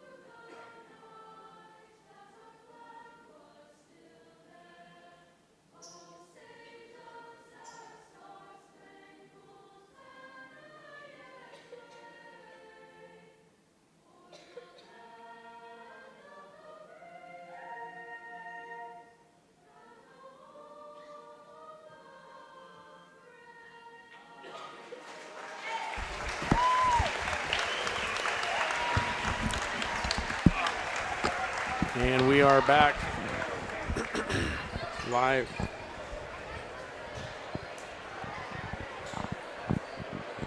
Welcome back to Independence, Kansas. Tony Fuentes along with Drew Fuentes taking care of the live stream and our commentating tonight. So Karen Hardesty back at the KLKC studio. And we are ready to announce the starting lineups for each team. It looks like senior J.J. Kendrick, senior Trey Mack, senior Landon Wheat, senior Travion Tillis. And I think Dante Sawyer is our 5th player, but I can't tell yet, Drew. So Tucker Gregory will get the start for McCoy Birdie, Camden Julian, Kellen Lanning, and J.D. Veely will get the start for the Indy Bulldogs, and it is Dante Sawyer. So we got 4 seniors, 1 junior. Now it looks like the Indy Bulldogs will start senior Tucker Gregory, senior Camden Julian, senior Kellen Lanning. All right, check that, make that sophomore Kellen Lanning, junior J.D. Veely, and junior McCoy Birdie. So sophomore, a couple juniors, a couple seniors for the Bulldogs, and 4 seniors for the Vikings, along with junior Dante Sawyer. So again, Viking boys were victorious when we played at Parsons, but we were also victorious against Coffeyville when we played at home as well, and we lost that matchup against the other Montgomery County rival in Coffeyville on Tuesday night. So Vikings are going to have to play a good game to get a win here, and a much-needed win. Looking at the sub-state standings for them, Drew, it's kind of a toss-up right now there. I mean, Coffeyville depends on how they finish out. They've got a couple tough matchups finishing the season. I think they've got a Fort Scott team and a Chinook team, and I want to say Lebec County to finish the regular season. So, on paper, it looks like right now there's a possibility we could go to Coffeyville on the boys' side for sub-state in a 7-10 matchup, but we could go to Ottawa or Eudora as well in an 8-9 matchup if we get a win. So, I mean, it all depends on those final seedings at the end of the year. So, but yeah, I mean, 100%. It comes down to these last 2 games, 3 games for Coffeyville. Yep. McCoy Birdie was ready to jump before the ball even went in the air. So now Landon Wheat gets the tip, and we are underway. And Dante Sawyer will have the first possession for the Vikings. So Sawyer gets it to Tullis, trying to get it down low to Wheat. McCoy Birdie almost gets the steal, but it goes out of bounds off of him, and it will be the Vikings ball underneath their own basket. 7:43 just underway here in the first quarter. Kendrick gets it into Sawyer. Sawyer wants to drive, kicks it out for Mack for a 3. No good, but a rebound by Kendrick. And now it is knocked out of bounds, and it's going to go to the Bulldogs. So Tucker Gregory, the inbounds, gets it into Julian. Julian brings it up the court. Gets it to Lanning. Lanning turnaround jumper, no good. Rebounded by Mack. So here comes Dante Sawyer quickly the other way. Now J.J. Kendrick gets it back to Sawyer. Gets in the paint. Kicks it out to Landon Wheat. I thought he was going to shoot a 3. Now Trey Mack wants to go baseline. Pulls up. No good. Camden Julian with the rebound. Here comes Julian quickly the other way. 7 minutes to play. First quarter, no score. Julian, tough shot, in and out. Yep, it goes. Camden Julian gets the first basket of the game. 2-0 Bulldogs. Quickly the other way is Trey Tullis. He gets it to go and is fouled. So Trey Tullis, Drew, has just been outstanding this year. I mean, he gets on the floor after ball. I mean, he's been a good spark for the Viking boys. Even in some of their losses, he's been in a dogfight till the end. He's a hustler. And free throw is also good. So 3-2 Vikings in the early going. 6:43 and counting here to go first quarter. Birdie with it. Gets it to Julian. Back to Lanning. Lanning brings it back up top to Birdie. Now Gregory with it. Spin move in the paint. Gregory's blocked. And it goes out of bounds, and it's going to go to the Vikings. I think Veely touched it last for the Bulldogs. Here comes Dante Sawyer quickly the other way. Now gets it to Kendrick. Kendrick step back, knocks down a long two.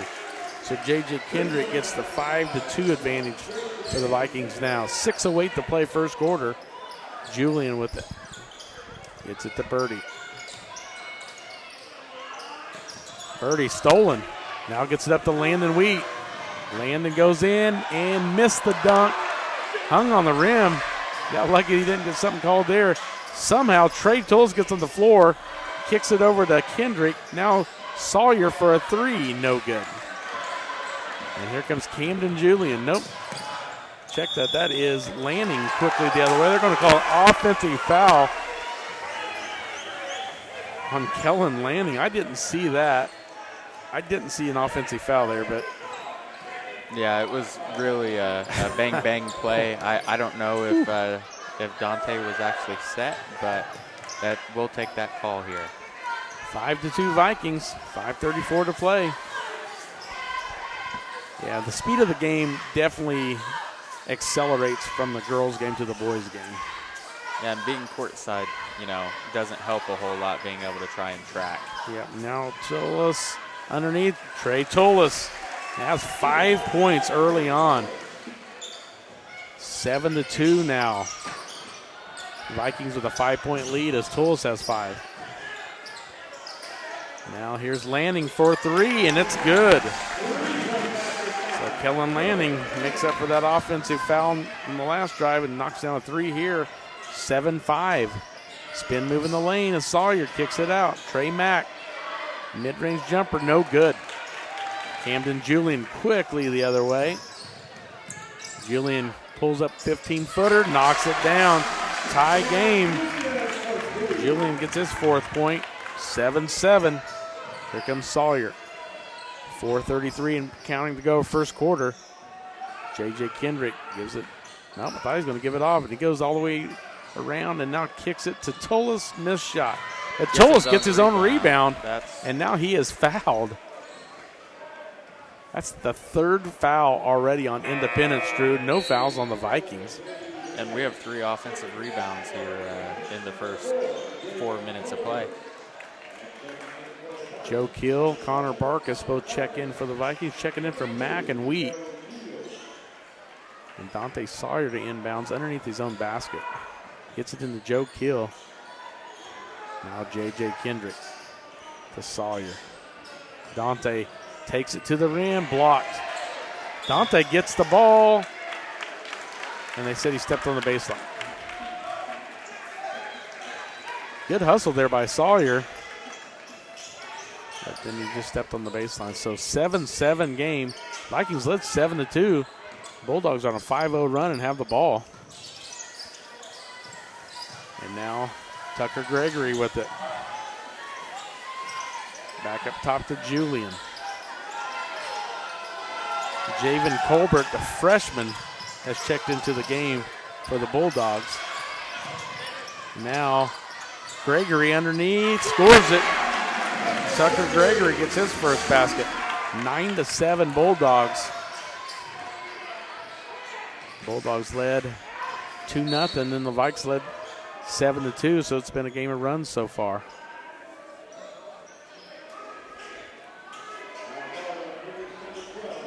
So another foul on the Bulldogs, so 4-0 on the fouls in the early going. That was the 2nd foul on Kellen Lanning. He's going to come out. Jimmy Bunyard checks in for him. Bunyard with a near steal knocks it out of bounds. It's going to stay with the Vikings. So Sawyer will inbounds from just over half court. J.J. Kendrick with it in the backcourt. Brings it up at 3:26 and counting to go in the first quarter. Vikings trail by 2. Keel down to Tullis. Just lost it.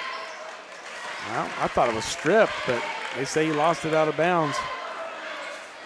So 9-7 Bulldogs. And the Bulldogs will have the ball. So Bunyard gets it in to Julian. 3:13 and counting to go, first quarter. Birdie with it. Bunyard. Just a little weave in now. The freshman, little pull-up jumper, no good. Landon Wheat finally gets it. Trey Tullis who pulls down the rebound finally. Now Kendrick quickly the other way, and he is, they're going to say, a foul. So that's going to be free throws, Drew. Yeah. 5-0 on the fouls in this first quarter. At some point, Brad Smith's going to be like, are you kidding me? How's it 5-0 on the fouls? I mean, there's still 3 minutes left in the quarter, too. Yeah. So, I mean, any foul will send us shooting, too. That's a huge benefit. And the first free throw from Kendrick is no good. So J.J. Kendrick will have one more here. Second free throw is also no good. And there is a whistle. And an There's a foul on. Ball. No, Yep. it was a foul on Tullis. Yep, Tullis on the rebound, pushed. So 9-7 Bulldogs.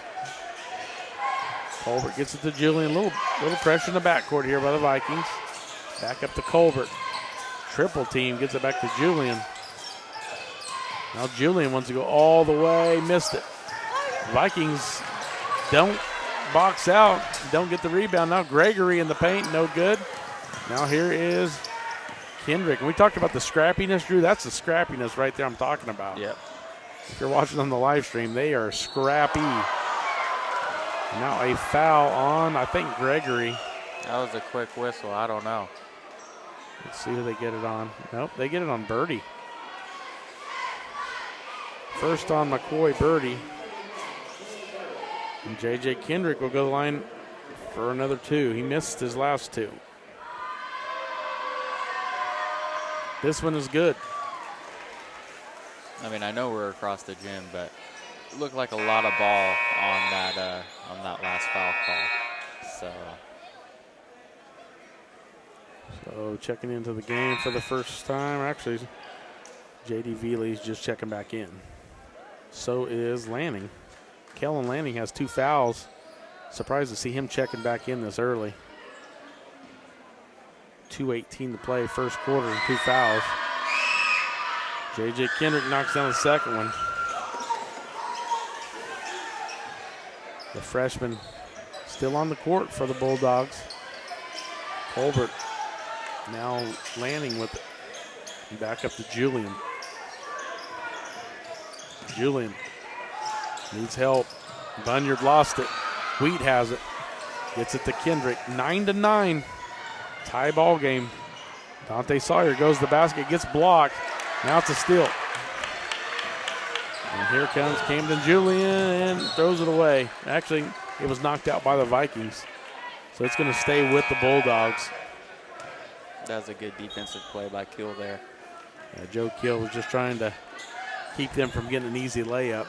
1:46 to play first quarter, 9-9. Julian gets it inbounds. Feely with it. Now Julian thought about the three, now gets it to Lanning. Lanning in the paint, little floater, good. So Kellen Lanning now with 5 points. 2-point lead for the Bulldogs. Joe Kill gets it to Kendrick. Kendrick spin move. And lost it out of bounds. Wow, I thought he lost it out of bounds, and now Brad Smith asking for help. And now they're going to say Independence ball. I think that's the right call. I mean, we are very far away. We're about 105 foot away, but it's fine. It's early. 11-9, 1:24 to play. Camden Julian gets it up to Colbert. Now Lanning wants to go baseline. Cut off by Wheat. Julian in the paint. Tough shot. Missed it. But he is fouled. See if it's going to go on Landon Wheat. Sure enough, Landon Weed will pick up his first. So 1:11 to play, first quarter. And Camden Julian is going to go to the line.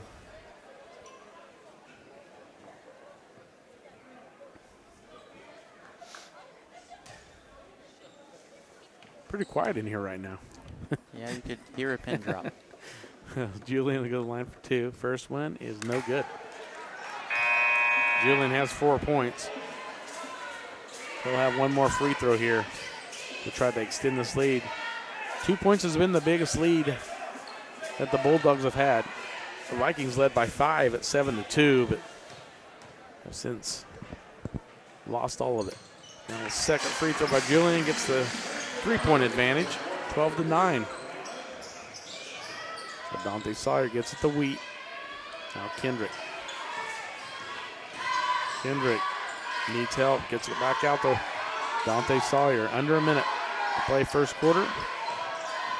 Sawyer thought about the long-range 3. Now Tolis with it. Now he kicks it back out. I thought Sawyer should let that one fly. Now he gets it to Tolis. Now Kendrick in the paint, throws it up, no good. Rebounded by Colbert. Colbert's going to go all the way, throws it away. And the ball nearly hit me in the face.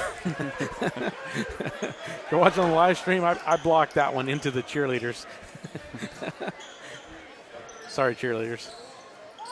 Now Vikings get it in to Sawyer. 25 seconds to play, first quarter. Vikings trail by 3. Dante Sawyer with it, down to 16. 14 now. Sawyer might be looking for the last shot here. Down to 8. Gets it to Kill on the wing. Need to move. They got 3 seconds. Now Kendrick for 3. No good. Vikings trail 12-9 as we end the first quarter. Let's take a 30-second break. You're listening to Viking basketball on V93.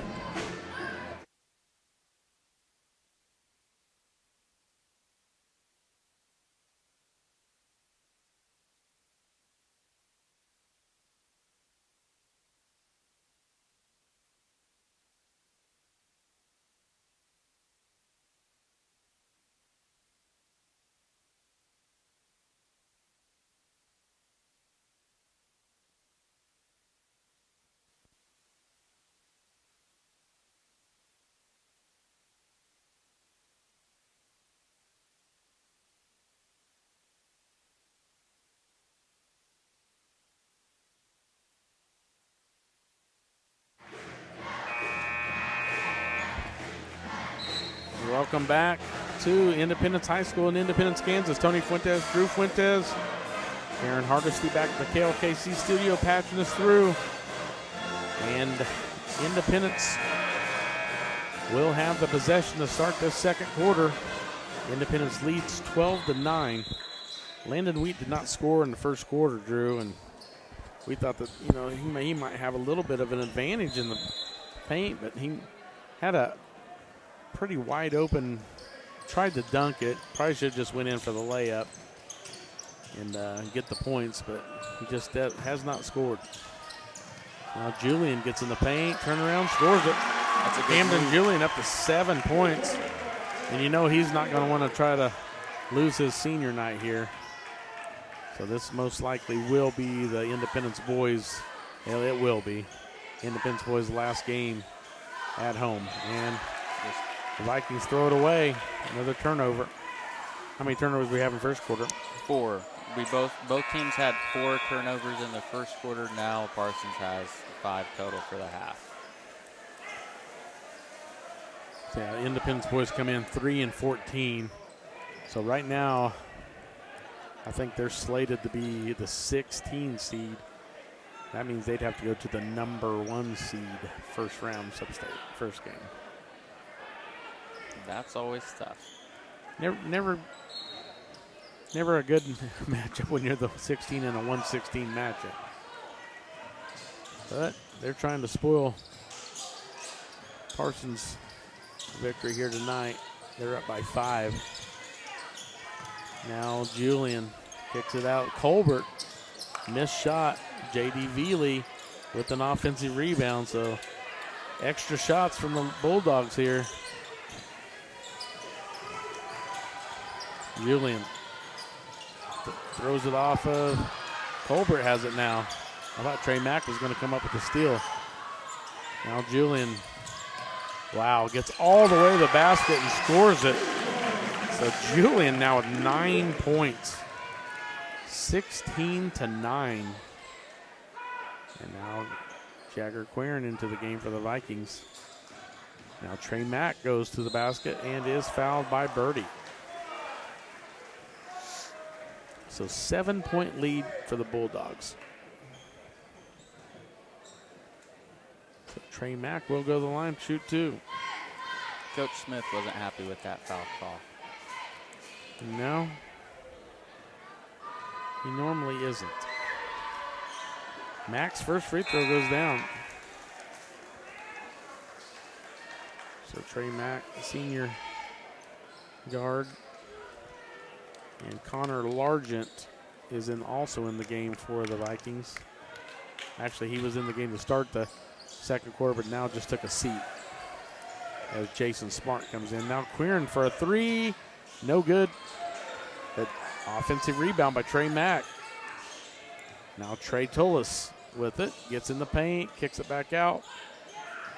Now Smart with it, gets in the paint and scores. Jason Smart with a good bucket here. 16-12. 6:08 to play, second quarter. Colbert gives it up to Lanning. Lanning traveled, I believe. Yep, that's the call.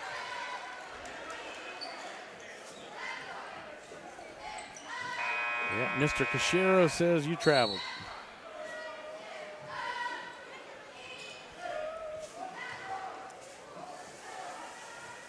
And the Vikings have the possession at the 6-minute mark of the second quarter, 16-12. Mack gets it to Smart. Now Tullis wants it. He's double teamed down there. Gets it to Quirin. He kicks it out to Smart for long 2. No good. And now here comes Bunyard. And he loses it, but Colbert tracks it down. Now Lanning for a 3. No good. Bunyard. Great offensive board. Now a good block by Trey Mack. And now a near steal by, it is a steal. Now it's going to go right back to the Vikings. A little sloppy by both teams here. So 5:21, and now the Vikings throw it away. So 5:17 to play, second quarter. A little sloppy both ways. A lot of turnovers in the last 30 seconds there. Yeah. There's 4 of them actually. That's crazy. So here comes Julian with it. 16-12 Bulldogs. Lanning, Birdie, Bunyard. All the way across to Julian for a 3. No good. Wow, the Vikings got to get that rebound. Bunyard gets it. Now Lanning for a long 3. No good. Rebounded by Trey Mack. Up ahead to Barkus. Now back to Mack. 4:42 to play, second quarter. Now Mack with it up top. Likes to try to catch a breather here.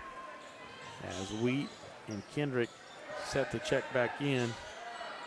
Again, Landon Wheat, no points in the game.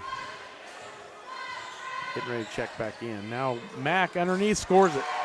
So Trey Mack with a great bucket there to get him to 3 points. That was a great pass by Connor Barkus to see him down there. Yep.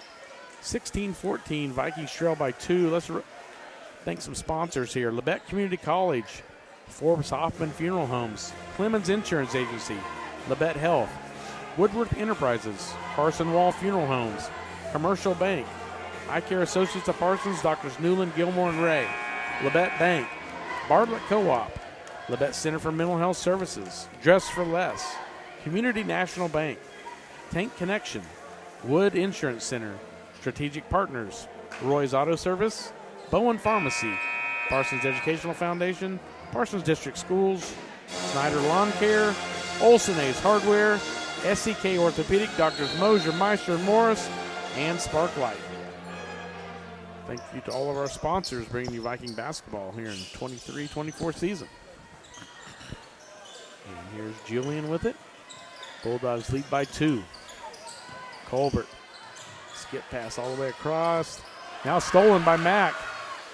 Trey Mack is going to go almost all the way, and then Landon Wheat ends up with it, and Landon scores it, get his first bucket. I just had a feeling when Landon came back in, he was going to score a bucket, and he did. 16 all. 3:43 and counting to go, second quarter. Bunyard with it. He gives it to Lanning.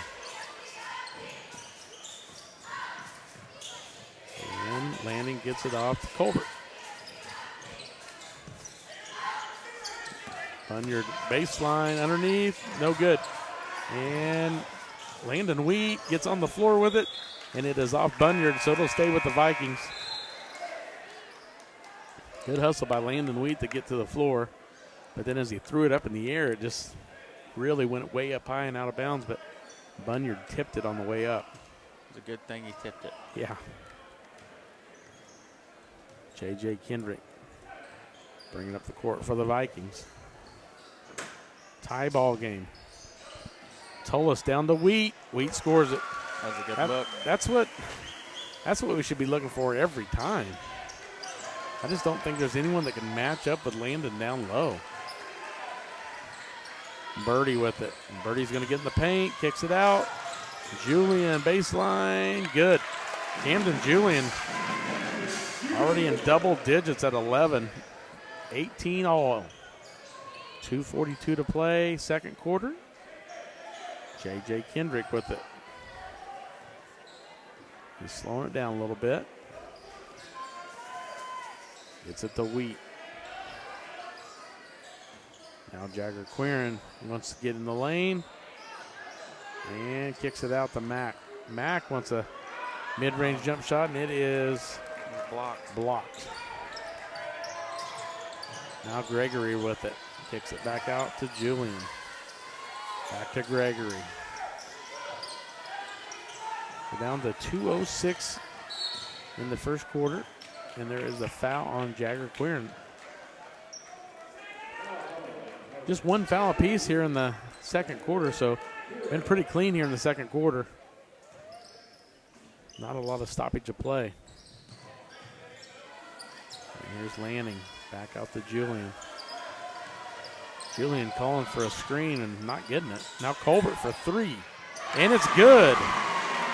So Javen Colbert gets his first basket. And it's a 3. 21-18. Bulldogs. Now Landon Wheat. Spin move and missed the layup. Now Gregory with the rebound. Here come the Bulldogs.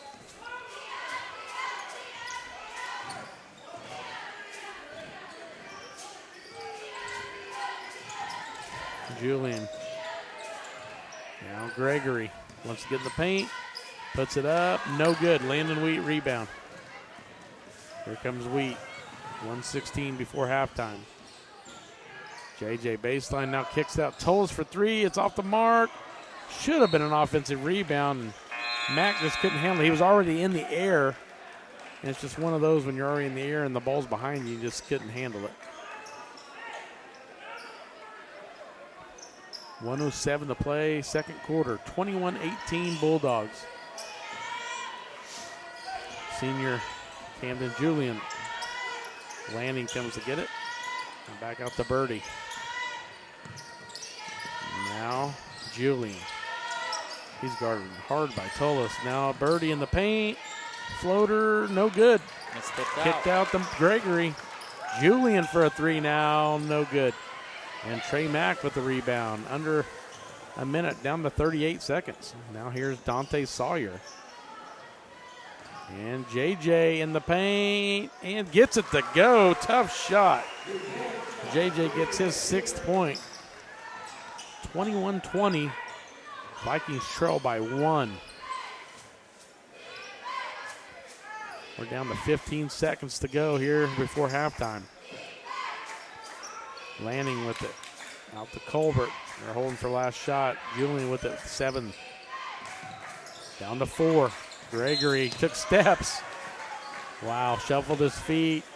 2.6 seconds to go here. And Vikings, they should be able to have a chance to get a shot here. Looks like Queern checking in. Still definitely a catch and shoot scenario. Yeah. So Sawyer gets it in. The Kendrick shoots it at the buzzer. No good. Had a good look. Just didn't get it to go. So your halftime score, Independence Bulldogs 21, Parsons Vikings 20. Let's just take a 1-minute break, and we'll come back to break down the first half. You're listening to Viking Basketball on V93.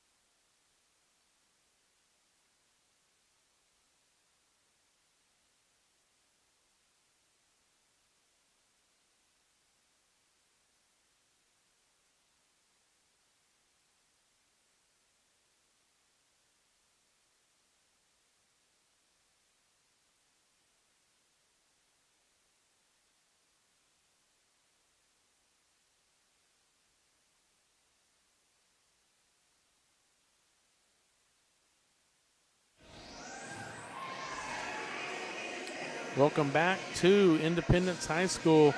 Tony and Drew Fuentes here, and we are ready for the Eye Care Associate of Parsons halftime report, brought to you by Doctors Newland, Gilmore, and Ray. And the Vikings boys trail 21-20 at the half. Let's run down the scores. First for the Indy Bulldogs, Tucker Gregory with 2, Kellen Lanning with 5, Camden Julian with 11, and Javen Colbert with 3. And for the Vikings, Jason Smart with 2, Trey Mack with 3, J.J. Kendrick with 6, Landon Wheat with 4, and Trey Tullis with 5. And the thing I see is Dante Sawyer, no points. I don't see that happening in the second half. I see him scoring some points, so hopefully the Vikings can come over the top here and get this win tonight. But right now, you know, like we said before the game, a scrappy Indy team, and that's what it's been. It's been scrappy. So what are we looking at on turnovers? What's the turnover ratio in the game? Well, Indy has 8 and Parsons have 6. Honestly, everything's pretty relatively even. Offensive rebounds for Parsons is 7. Defensive rebounds is 7. For Indy, offensive rebounds is 5. Defensive is 8. The one thing is we're both shooting the exact same percentage when it comes from, field goals. So honestly, just the couple of three-point baskets is really the only difference I see. Yeah, a lot of it is, I think Indy is 9 for 24, which is 37.5, so 38, and Parsons is 8 for 21, which is also 38% from the field. So definitely, like we said before the game, this is definitely a game that the Parsons boys should win, but with it just being, just a senior night, you got to expect your hometown crowd and the emotions and the Just the adrenaline. energy, Yeah. yeah. So Camden Julian comes out with 11 points in the first half, and as a senior leader, I mean that's what he's got to do. So hats off to Camden to start off here to try to get a win here on his last night playing on the hardwood. So and Parsons is going to get the ball coming out from half since there was no jump ball in any time in the second quarter. So hopefully Parsons get that momentum going and get the win here tonight. But it's not gonna be easy. I can guarantee you that, because I'm sure Coach Smith's gonna make some adjustments at halftime as well as Coach Hauk. So I mean, I'm sure Landon Wheat, finally got into the paint and scored a couple baskets late in that second quarter. So I see more Landon Wheat in the future for. Get Landon Wheat more involved, and then get Dante Sawyer to start having some more open shots to where he can actually be able to shoot those threes. Yep. So I agree. I think that would be a huge benefit to us. Just getting some ball movement, especially down low, can really benefit. Opening up the outside for us. Yeah. Well, that's going to wrap it up for your Eye Care Associate of Parsons halftime report. Brought to you by Doctors Newland, Gilmore, and Ray. And let's take a 3-minute break, and then we should be close to getting ready to go for the second half. So 3-minute break. You're listening to Viking basketball on B93.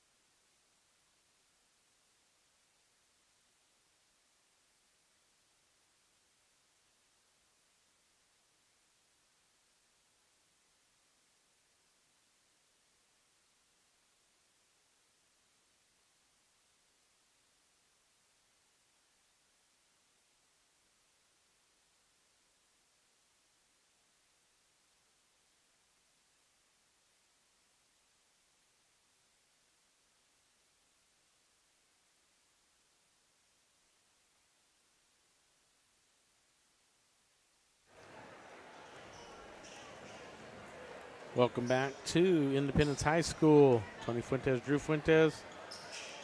And we are back. And they put a little bit more time on the clock as they had some recognition of the dance team and the coach that had coached for 16 years here and all the different recognitions that they had done as a dance team going to different competitions and things. And Independence has been well known for cheer and dance. They have their own studio downtown, and they do a really good job with that. I know the coach used to do some work out at Independence Community College back in the day, back when I used to work at Independence Community College back in the early 2000s. And so we wish the dance coach luck in the future. And the Vikings back to basketball. Vikings are trailing 21-20.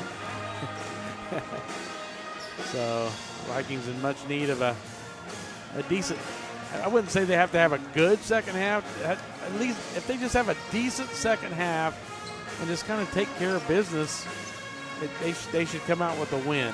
As long as they just don't completely lay an egg, I feel like we can come out with a win here tonight. The only thing I feel like Independence has the advantage is just, some of them seniors playing their last home game, know it's their last game, and they're going to be trying to fight and doing whatever they can to try to get a win. I mean, that's the only thing Independence really has going for them. As long as if JJ can get in the paint, Lander can get the ball down low, and Tullis does what he's supposed to do, I mean, and Sawyer. I mean, Sawyer didn't score in the first half. I mean, Dante's been, he drove the lane a couple of times. He never even tried to shoot a three. But he never really was open either. Exactly. So I mean, it's a good thing he isn't forcing it, but we definitely need his range, and hopefully, we can get some scoring done in the paint and then get it to where we can have the spacing so he can shoot. Yeah, we need that drive kick out. Yeah. And him on the wing and knock something down. And I think that's where we're going to get him open, is if Landon or JJ could drive to the basket and then just do a quick kick out to the three and have him knock it down. So it looks like you're right, Drew. Parsons will be coming towards us, towards the camera if you're watching the live stream. So Parsons will have the ball to start this third quarter. So Indy will have Gregory, Veely, Birdie, Lanning, and Julian on the court. And the Vikings will have Sawyer, Kendrick, Wheat, Tullis, and Mack on the floor. So 16 minutes to play. 21-20. And I think the referee's wanting people to get off the court as the second half does start. For some reason, there's a lot of people leaving right now. It's the student section moving. So, offensive foul somewhere. An offensive foul on Landon Wheat right off the bat to start this. That's not the start we wanted. We wanted Landon Wheat to do something, but not an offensive foul. Now Julian with it. Just underway, third quarter. Julian gets it to Lanning. Lanning goes to the rack and scores it. That was a good take. So Kellen Lanning now with 7 points. 3-point advantage. Sawyer for a three. Knocks it down. We just talked about it. Dante Sawyer comes right down and shoots a three and knocks it down to tie the game 23-23. 7:20 to play, third quarter. Feely, guarded by Tullis. Now Gregory.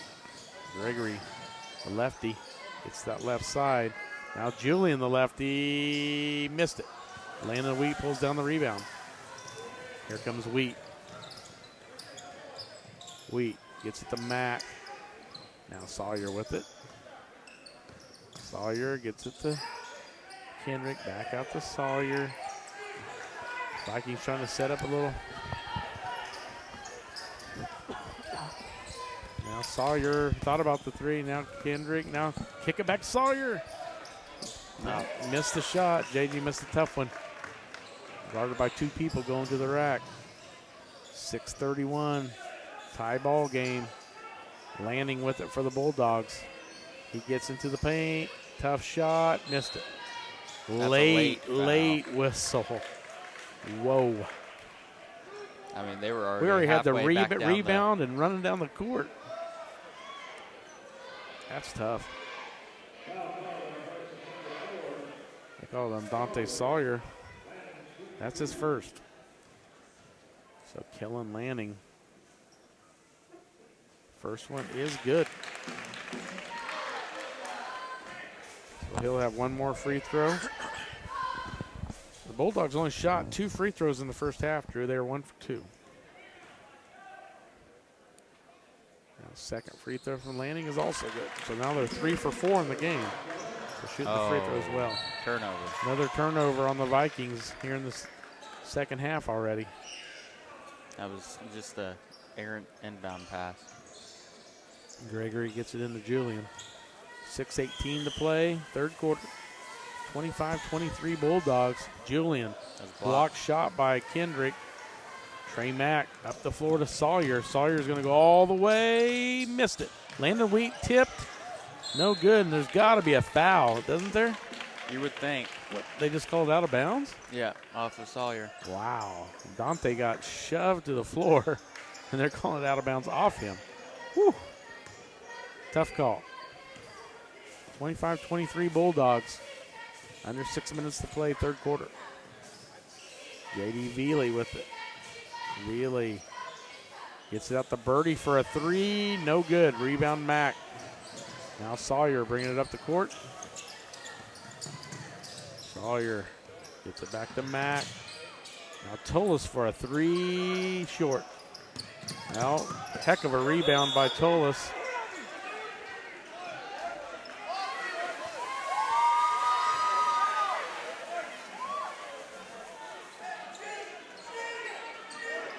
So now J.J. Kendrick will inbounds from right in front of us. We almost took 2 bodies to the table here, Drew. Yeah. Now a block shot by Julian. J.J. Kendrick smart not to grab that ball as it was batted back up in the air, and J.J. reached for it. Now he gets it into Sawyer. So 5:31 to play, third quarter. Trey Mack with it, gets it to Sawyer up top. Sawyer in the paint, and they're going to get a foul. Wish they wouldn't have called the foul there because Landon Lee had a layup. That's the one you don't want. Yeah. That's the third on Lanning. Now Wheat with it down in the paint and missed the shot, but it goes out for an offensive rebound. So Tolis with it now. Tolis gets it back up top to Mack. Now Sawyer. Sawyer's going to launch and missed it. 5:06 to play, third quarter. Gregory nearly loses it out of bounds. Gets it down low to Veely. He's trapped under the basket. He's got to get out of the paint. Now Lanning for a long three, no good. But what a rebound there by McCoy Birdie. Oh, wow. It's going to stay with the Bulldogs, I believe. Colbert checking in for the Bulldogs. The freshman Colbert had a lot of minutes in the first half. He played nearly a full quarter. He came in mid to late first quarter and then played halfway through the second. And now near turnover. Now Lanning's in the paint and gets it to go. So Kellen Lanning now in double digits with 11. Now Tolis kicks it back out to Sawyer. Sawyer mid-range jumper, missed it. Wow. Landon Wheat gets the rebound, goes all the way to the floor and lands on his back. Now Kellen Lanning, and it's knocked out of bounds, going to stay with the Bulldogs. Landon Wheat, some serious hustle to get back down the floor to knock that out of Lanning's hands. Landon Wheat landed flat on his back, Drew. Yeah, that did not Look. sound or look. But he got up and sprinted down the court. Made a good stop. Now he missed a block. And now Sawyer has it. Now Wheat was open for a second. Now he throws it away. Sawyer just spit a little too much air underneath that for Landon Wheat. 27-23 Bulldogs with a 4-point lead. They're not. And they're Julian's not really, quickly going the other way. We're at the 4-minute mark of the third quarter. Now Birdie gets it to Colbert for a three. That's Looks good. He knocks down his second three. 6 points now for the freshman Colbert. 30-23, 7-point lead. Now Wheat going to work and missed the layup. Now near steal by Kendrick. So 7-point advantage and the ball for the Bulldogs. 3:38 to play third quarter. Hustle and grit, Drew. That's where it's at. That's what it comes down to. Man. Vikings only with a 3-pointer by Sawyer. Only points in this quarter. Julian with the ball.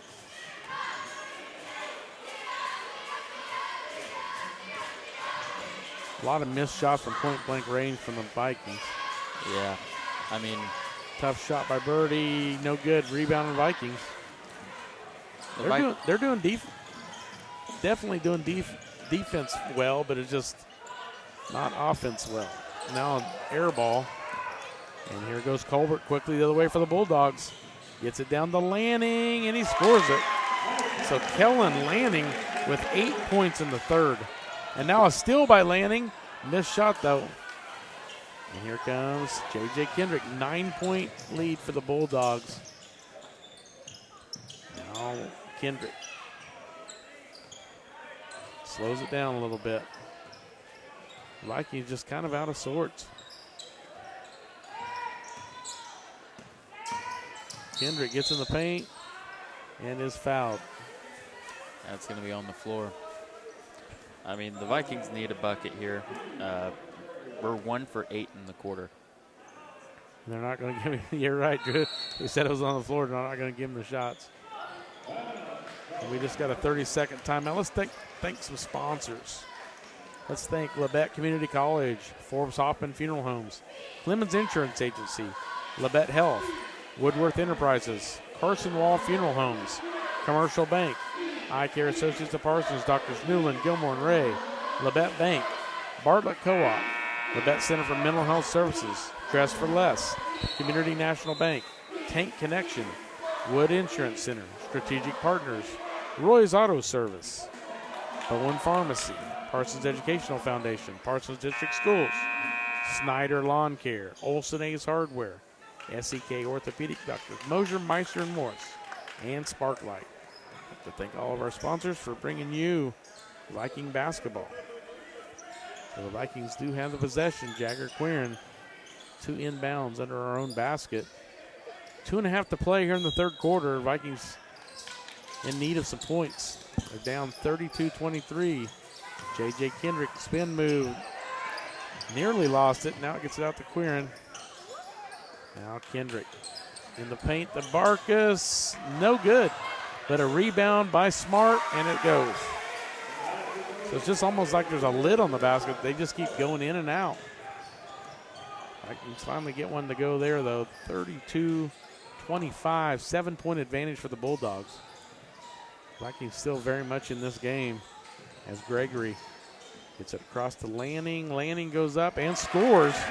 Lanning with 10 points in the third quarter, and that's the difference. 9-point lead for the Bulldogs. Now down low to Mack, and Mack in the paint. Spin move up, no good. Rebound goes to Julian. Camden Julian brings it the other way. 1.5 to play in the third. And Kellen Lanning just continues to go to the basket, and he is fouled. What a game for Kellen Lanning.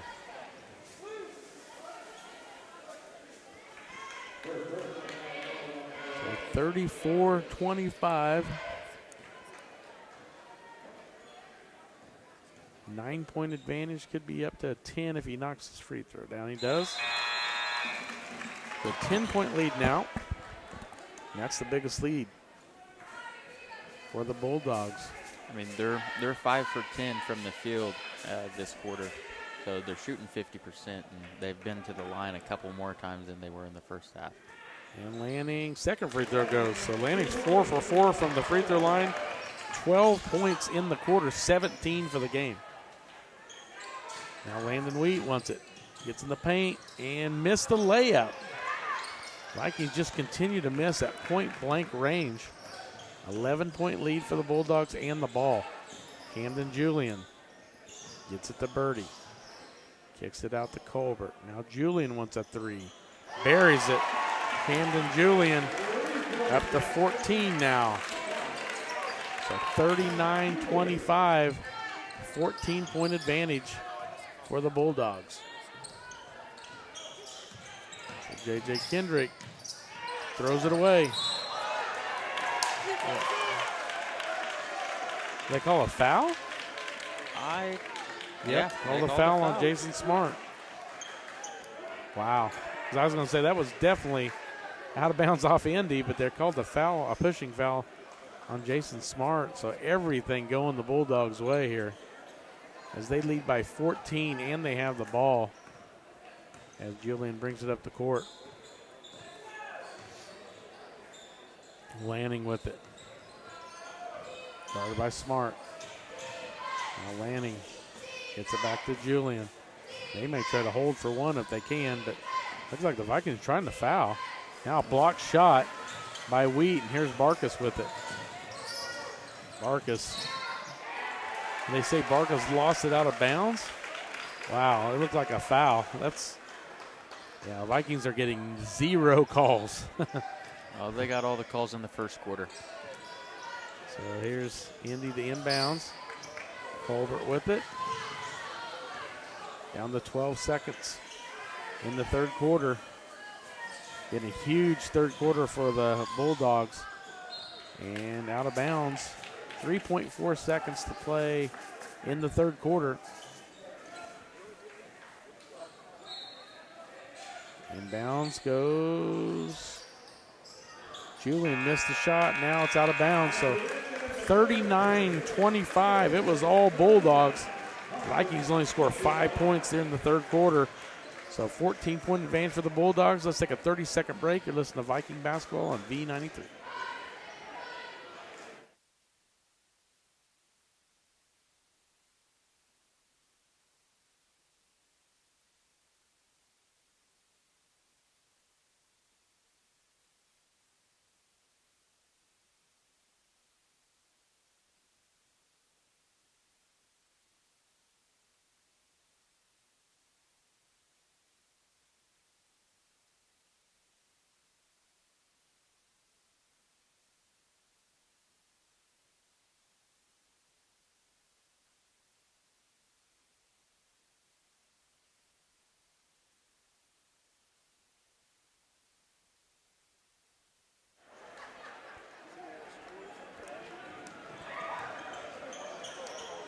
Welcome back to Independence High School in Independence, Kansas.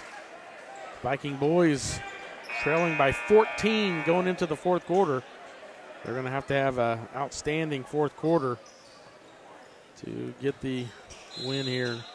Lady Vikes fell 46-24. They lost by 22 earlier here tonight at Independence. It's been a tough night for the Vikings. So now Lanning loses it out of bounds. They're going to say it went off the Vikings. Yeah, that lead that grew in the third, Parsons shot 2 for 12. They shot 16% in the third quarter. Yep. That's going to lead to an increased lead. And then all the turnovers and no turnovers by the Bulldogs in that quarter. Yep. So now a bucket, first bucket from McCoy Birdie. And it gives the Bulldogs the biggest lead of the game at 16. And now JJ with it. Now Dante, long range two, gets it to go. Down to 14 point now, 41-27. Birdie quickly up the court, gets it to Gregory. Now Julian. Julian wants to go all the way to the bucket and missed shot. They're going to get a foul, and he will go to the line. 7:04 to play in the ball game. Camden Julian, the senior leader for this Bulldog team, will go to the line to shoot 2. He was 1 for 2 in the first half from the free throw line.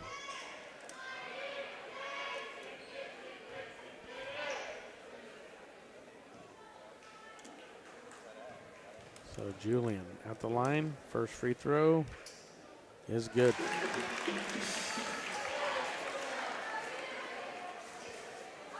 He'll have one more.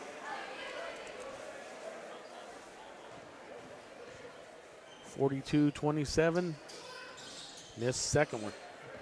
15-point advantage for the Bulldogs. J.J. Kendrick quickly the other way. Sawyer thought about the 3, and he's fouled by Colbert, I believe. Nope. Yeah, they get it on Colbert. That's his second. Now J.J. Kendrick will inbounds under their own basket. Now Landon Weed in the paint. And he is called for a double dribble. I mean, the ball was knocked out of his hand, so I don't know if that was actually the right call, but that's what they called on the court. Camden Julian, 15-point lead and the ball. Brings it up the court for the Bulldogs. Bulldogs with only 3 wins this year.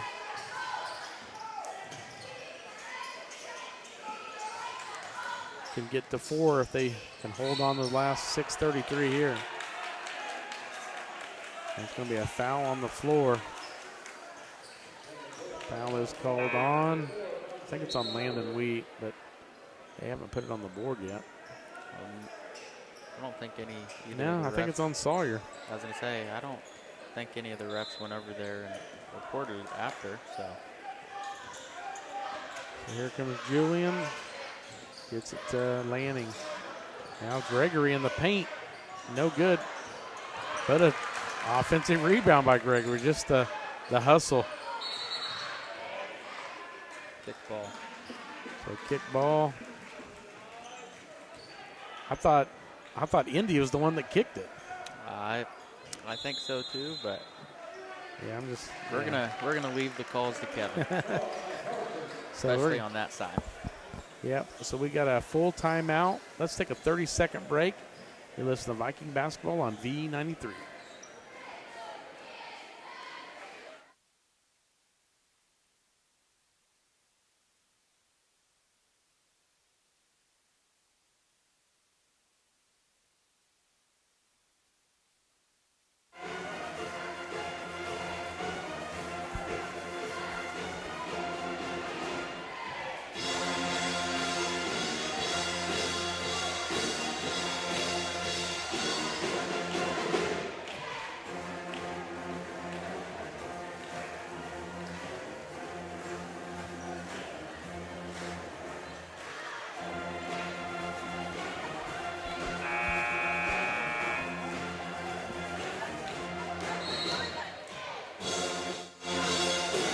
Welcome back to Independence High School, Independence, Kansas. Tony Fuentes, Drew Fuentes, Karen Hardesty back at the KLKC studio. And girls Vikings didn't play very well tonight. The boys Vikings are following suit. Not looking good. Down 15 with 6:16 to play. And Independence has the ball underneath their own basket. Vikings got to do just about everything perfect to try to pull out a win here tonight. Julian with it up top. Gets it to Colbert. Now Lanning. Now a foul by Mack. That'll be the third team foul on the Vikings in the quarter. Trey Mack's first for the game. Now Camden Julian. 6 minutes to play. Now Gregory with it. Now Birdie. Birdie gets in the paint, throws it up, and now it's stolen. That's Indy's first turnover of the half. Joe Kill for a 3, and it's good. Joe Kill knocks down a big basket there as the Vikings in desperation mode here, down 42-30. not insurmountable. I mean, they're down by 12. There's going to have to have a lot of things go right. Now near turnover. Gregory with it. Colbert with it now. Down to 5:13 to play in the ball game. Sometimes when you waste clock like this, you get silly turnovers. A lot of times, Now yeah. Lanning gets it to Gregory. Missed shot. There's Offensive got to be a rebound. foul there. Wow, Lanning with it. Gets it back to Julian. 4:53 to play in the game. 42-30. Now Julian, little floater, goes. Camden Julian now with 17 points.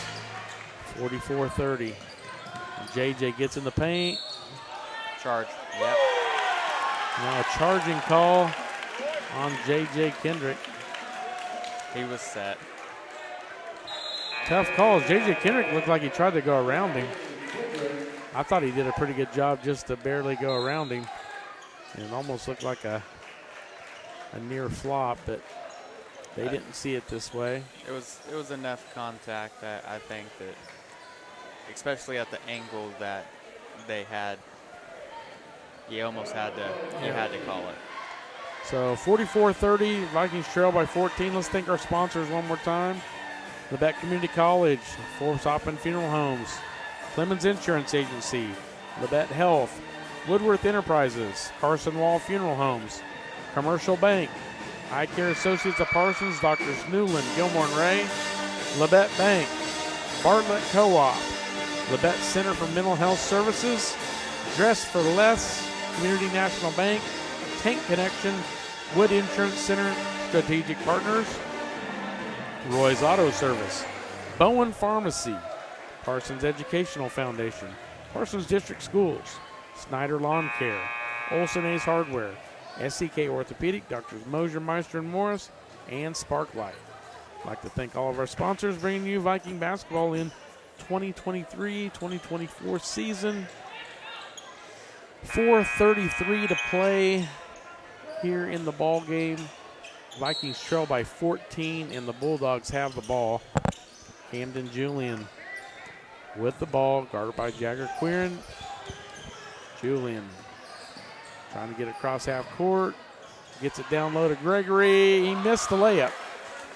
So the Vikings got what they needed there. Quickly up the floor. Hill throws it away. Just a silly turnover. And now Indy goes back on offense. Down to 4:08 and counting. And Lanning with it up top. Gets it to Gregory. Gregory gets it back out to Julian. Now Julian. That's free throws, is it not? Yeah. Yep. Well, I mean, he'd have had a layup, so, I mean, I think I'd rather have him shooting free throws than the layup because that didn't even look like a foul. Well, my problem is there's 4 minutes left, and every Parsons foul is now 2 free throws for Independence. So that makes getting back into this just a little bit harder. Nearly impossible, as Julian's first one is no good. So 44-30, 3:55 to play. Camden Julian have one more. I think 16 points has been the largest lead. It's at 14 now. Second free throw also missed. So Vikings dodged the bullet with a couple points there. Now Kill. That's a walk.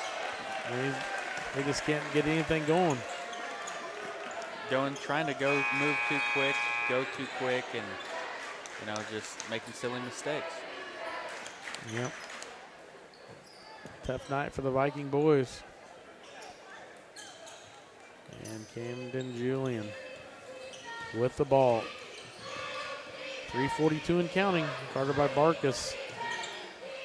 Now Lanning with it. Lanning kicks it back out to Birdie. Now Gregory. Now Lanning. Vikings keep trying to go for the steal, and not working out too well.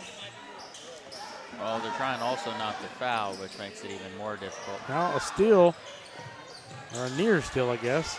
There's a steal. Now a steal. Now quickly up the floor to Mack. Mack takes it to the basket and scores it. So Trey Mack, that doesn't score very often, gets it to the rim and scores. 44-32. 12-point game. Under 3 minutes to play. Now Lanning with it. The Vikings are forcing some turnovers. They're going to say it's Parsons' ball. I think that's the right call. I think he just lost it out of bounds. I think Independence thought that it went off of Parsons, but I don't think it did. Now here comes J.J. Kendrick, and he is bumped. Oh, man, Trey Mack knocked down the three.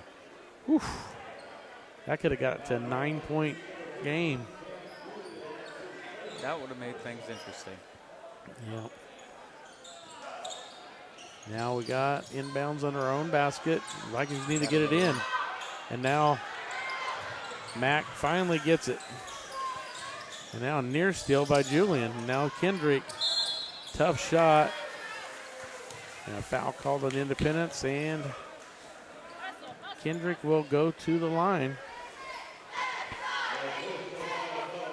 So JJ, if it knocks down both of these, can cut it to 10. 2:27 to play. First one's good. What do you think, Drew? The way they played the last couple of minutes, I think that it's possible. Yeah, no, 100%. It's all about defensive stops. We know we have the shooters. We know we can, score the points. It's about the defensive stops. We need to get some turnovers here. And if they're going to try to run as much clock as they can. Yeah. And 44-34. Any foul, sends them to the line. So that's not a good thing either. Yep, Julian near turnover. Now down to 2:08. And now another near turnover. But Julian brings it all the way back out top. And now Barkus trying to cause something, and then Colbert goes in and scores a bucket. So back to a 12-point advantage for the Bulldogs. Kendrick for three, no good, but rebounded. Saved. Now, what do we got? Is on the floor. So next foul, Vikings shoot 2.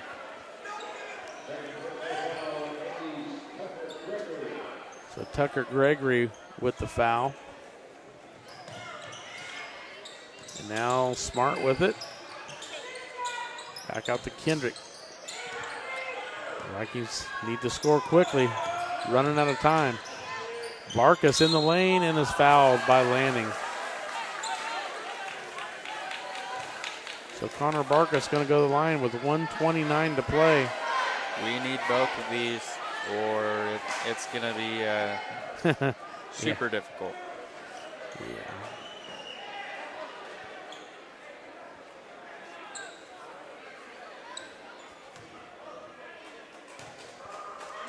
Connor Barkus' first one is good. That's his first point of the game. Barkus will have one more. 46-35. Vikings trail by 11. 1 minute and 29 seconds left, and it's missed. And now it's 11-point advantage for the Bulldogs, and they have the ball, and they got a foul on Barkus.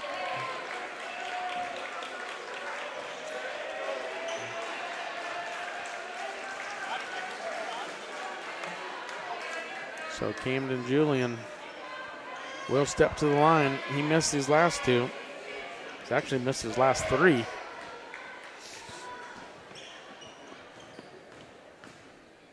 First free throw from Julian is good. 12-point advantage now for the Bulldogs as they lead by 12, 47-35.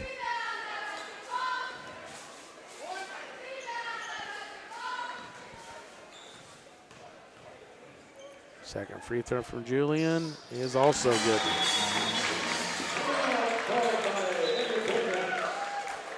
So timeout Independence, 48-35. And we'll just keep it here. I think it's just a 30-second. 13-point advantage, 1:22 to play. It's just been a struggle on the offensive side for the Vikings all night. Just can't. I mean, the girls and boys. Yeah, honestly, I mean, whenever you look at it, honestly, it's the turnover differential for both games. A lot of it has been offensive turnovers, not taking care of the basketball, and just poor shooting. yeah. I mean, we've only attempted 6 shots here in the fourth quarter. Yeah. So Kendrick gets it inbounds to Mack. 119 and counting. Marcus with it, and they throw it away. Just like that. And now Lanning going the other way. Now Julian with it. 13-point lead for the Bulldogs. Now Lanning all the way across the court, under a minute. Now Barkus come out to guard Lanning. And now a foul is called. Sorry, I misspoke a second ago. We've had 9 shots. We've only made 3. Wow.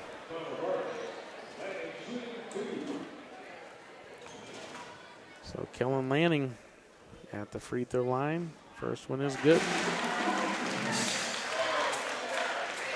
So Kellen Lanning had 12 points in that third quarter, so getting up to 17. Now he has 18, and he has one more from the free throw line here. 52.9 seconds left on the clock, and a 15-point advantage now for the Bulldogs. As J.J. Kendrick gets in the paint and gets it to go. So 13-point advantage for the Bulldogs, and they're going to call a foul. I didn't even see a foul there. Didn't think that was a foul there, but that'll be on Mack. Yep. Trey Mack will pick up his second, and Colbert will go to the line. 50-37. First free throw is good from Colbert. Colbert up to 9 points on the game. He can get in double digits with this free throw. Second free throw is no good. Rebound goes to Trey Tullis. Up ahead to Barkus for a 3, no good. Landon Wheat with the rebound and putback.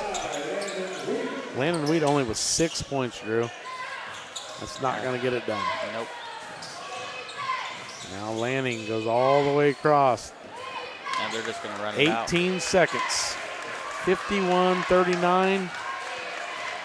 And Independence is going to win on their senior night as the Vikings are just walking off the court with 5 seconds to play. As this game is over. 51-39 is your final. Let's take a 2-minute break, and we'll come back for the Bone Pharmacy postgame report. You're listening to Viking Basketball on V93.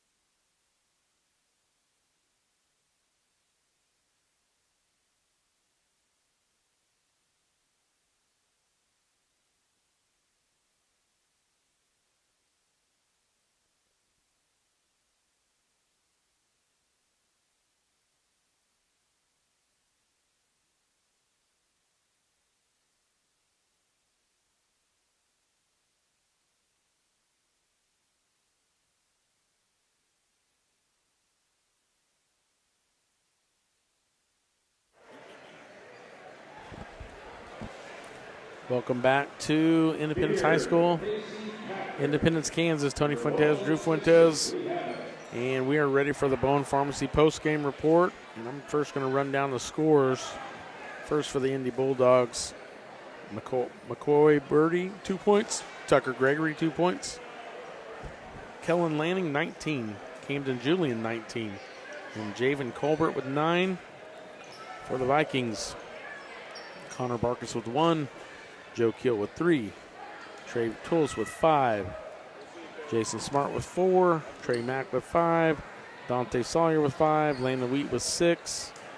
And J.J. Kendrick with 10. And a lot of people in the scoring column, Drew. Eight different scores for the Vikings, but just not enough by each one to make a difference. So No, I mean, the Vikings didn't shoot the greatest tonight. I mean, they were 15 for 45 from the field, so they're at 33%, which if you shoot a lot of threes, that might be able to win a game like this, but not a lot of threes were made by Parsons tonight. no, just a tough night. I mean, definitely a game that when you look at it, you're like, man, you know, maybe they kind of overlooked them a little bit because, man, we kind of laid an egg here tonight. Just didn't look good on the girls or boys side. You know, it's just a tough shooting night for both sides. A lot of turnovers on both boys and girls. So Well, and when you look at, you know, the numbers for Indy, they only made 3 more baskets than us, had 1 less shot. So, you know, it's kind of a odd statistical look, but they shot a lot more free throws, especially down the stretch. yeah, it's just so tough. You know, and I want to say last year when we played Indy here, they had wrestling the next day. I think regional wrestling is here tomorrow. We've got some Viking wrestlers got a chance for state. I know Cade Brown, senior football player, is wrestling, and I know he was 1 match from going to state last year. So hopefully Cade can get over that hump and get to state this year. You know, it's kind of crazy how they put these mats together.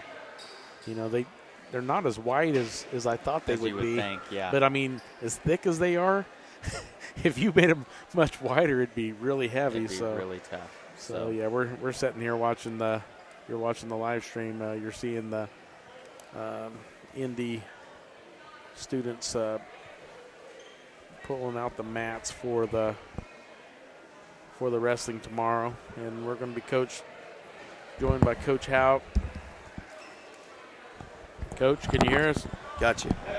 Coach, tough night for the boys and girls tonight. Just a lot of turnovers. I don't know. It just seemed like a funk tonight. I don't know what else to say. It just didn't look fluid. Just didn't, you know, nothing. You know, I think we were trying to make a comeback and had a couple just getting out of sorts and turnovers and just, man, that's just tough. What are your thoughts?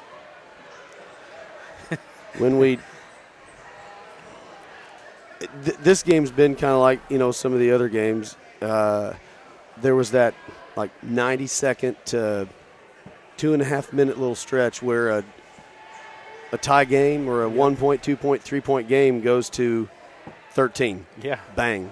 Yep. You know what I mean? Outside of that. Like an explosion. And tonight, I mean, one of the goals that we had up on the board was we knew that one of the best things they bring is they are a scrappy bunch. Yeah. And that was our focus, was to win the rebound and the scrappy war, and we didn't do that.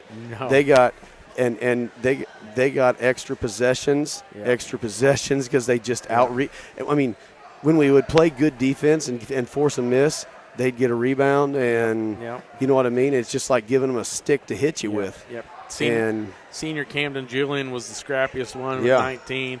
Kellen Lanning ended up with 19. Yeah. I mean, I knew being their senior night and them having a 3-14 record, this is the last night they're going to be on this floor. Yep. Those boys are going to put everything they can into it. Yep. And I knew Camden Julian was going to come fight. Right.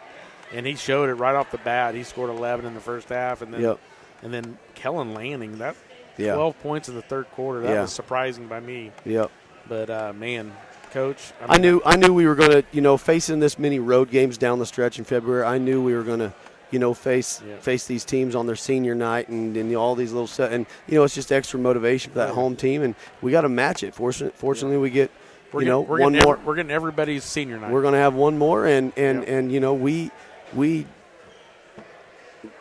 Yeah, I mean, we're right there. We just, we had how many bunnies right around the rim did we man, miss? that's what I was telling Drew. I mean, It almost looked like there was a lid on the basket. Landon had at least 3 just horseshoes. yeah. That's like when you're putting from 5 foot and you keep lipping them out. You're just like, Well, I miss there's those. no You don't, way. Tony. But Trust me, I miss them. but I think, and they're teenagers, and sometimes this, for whatever this reason, this group, when we are missing those, that's when we need to turn up the defensive focus and rebounding focus. And for whatever reason, it's been that 90 to, like I said, just that short little chunk there when we're missing those shots that we just kind of like let up or something. And I don't know. I honestly thought that this would be a game where Landon could dominate. And he had 0 in the first, only had 4 in the second, and then only 2 in the, But he was there. He was right around the rim. I mean, he's there. He missed some tough ones. They forced him some tough ones. Yeah. I think he got hammered on some tough ones. Oh, yeah. And then when he was open a couple times, we turned it over. Yep. So, what can you do? I mean, yeah, it's just yep. it's tough. Well, Coach, I know I got a week till the next game, so we'll hope to see you and talk to you on All right. next Friday in Chanute. All right. Thanks, guys. Thanks. All right, that was Coach Anthony Houck of the boys team. And, Drew, I think that's going to wrap it up. So, for Drew Fuentes and Karen Harsty back at the KLKC studio, this is Tony Fuentes signing off from Independence High School.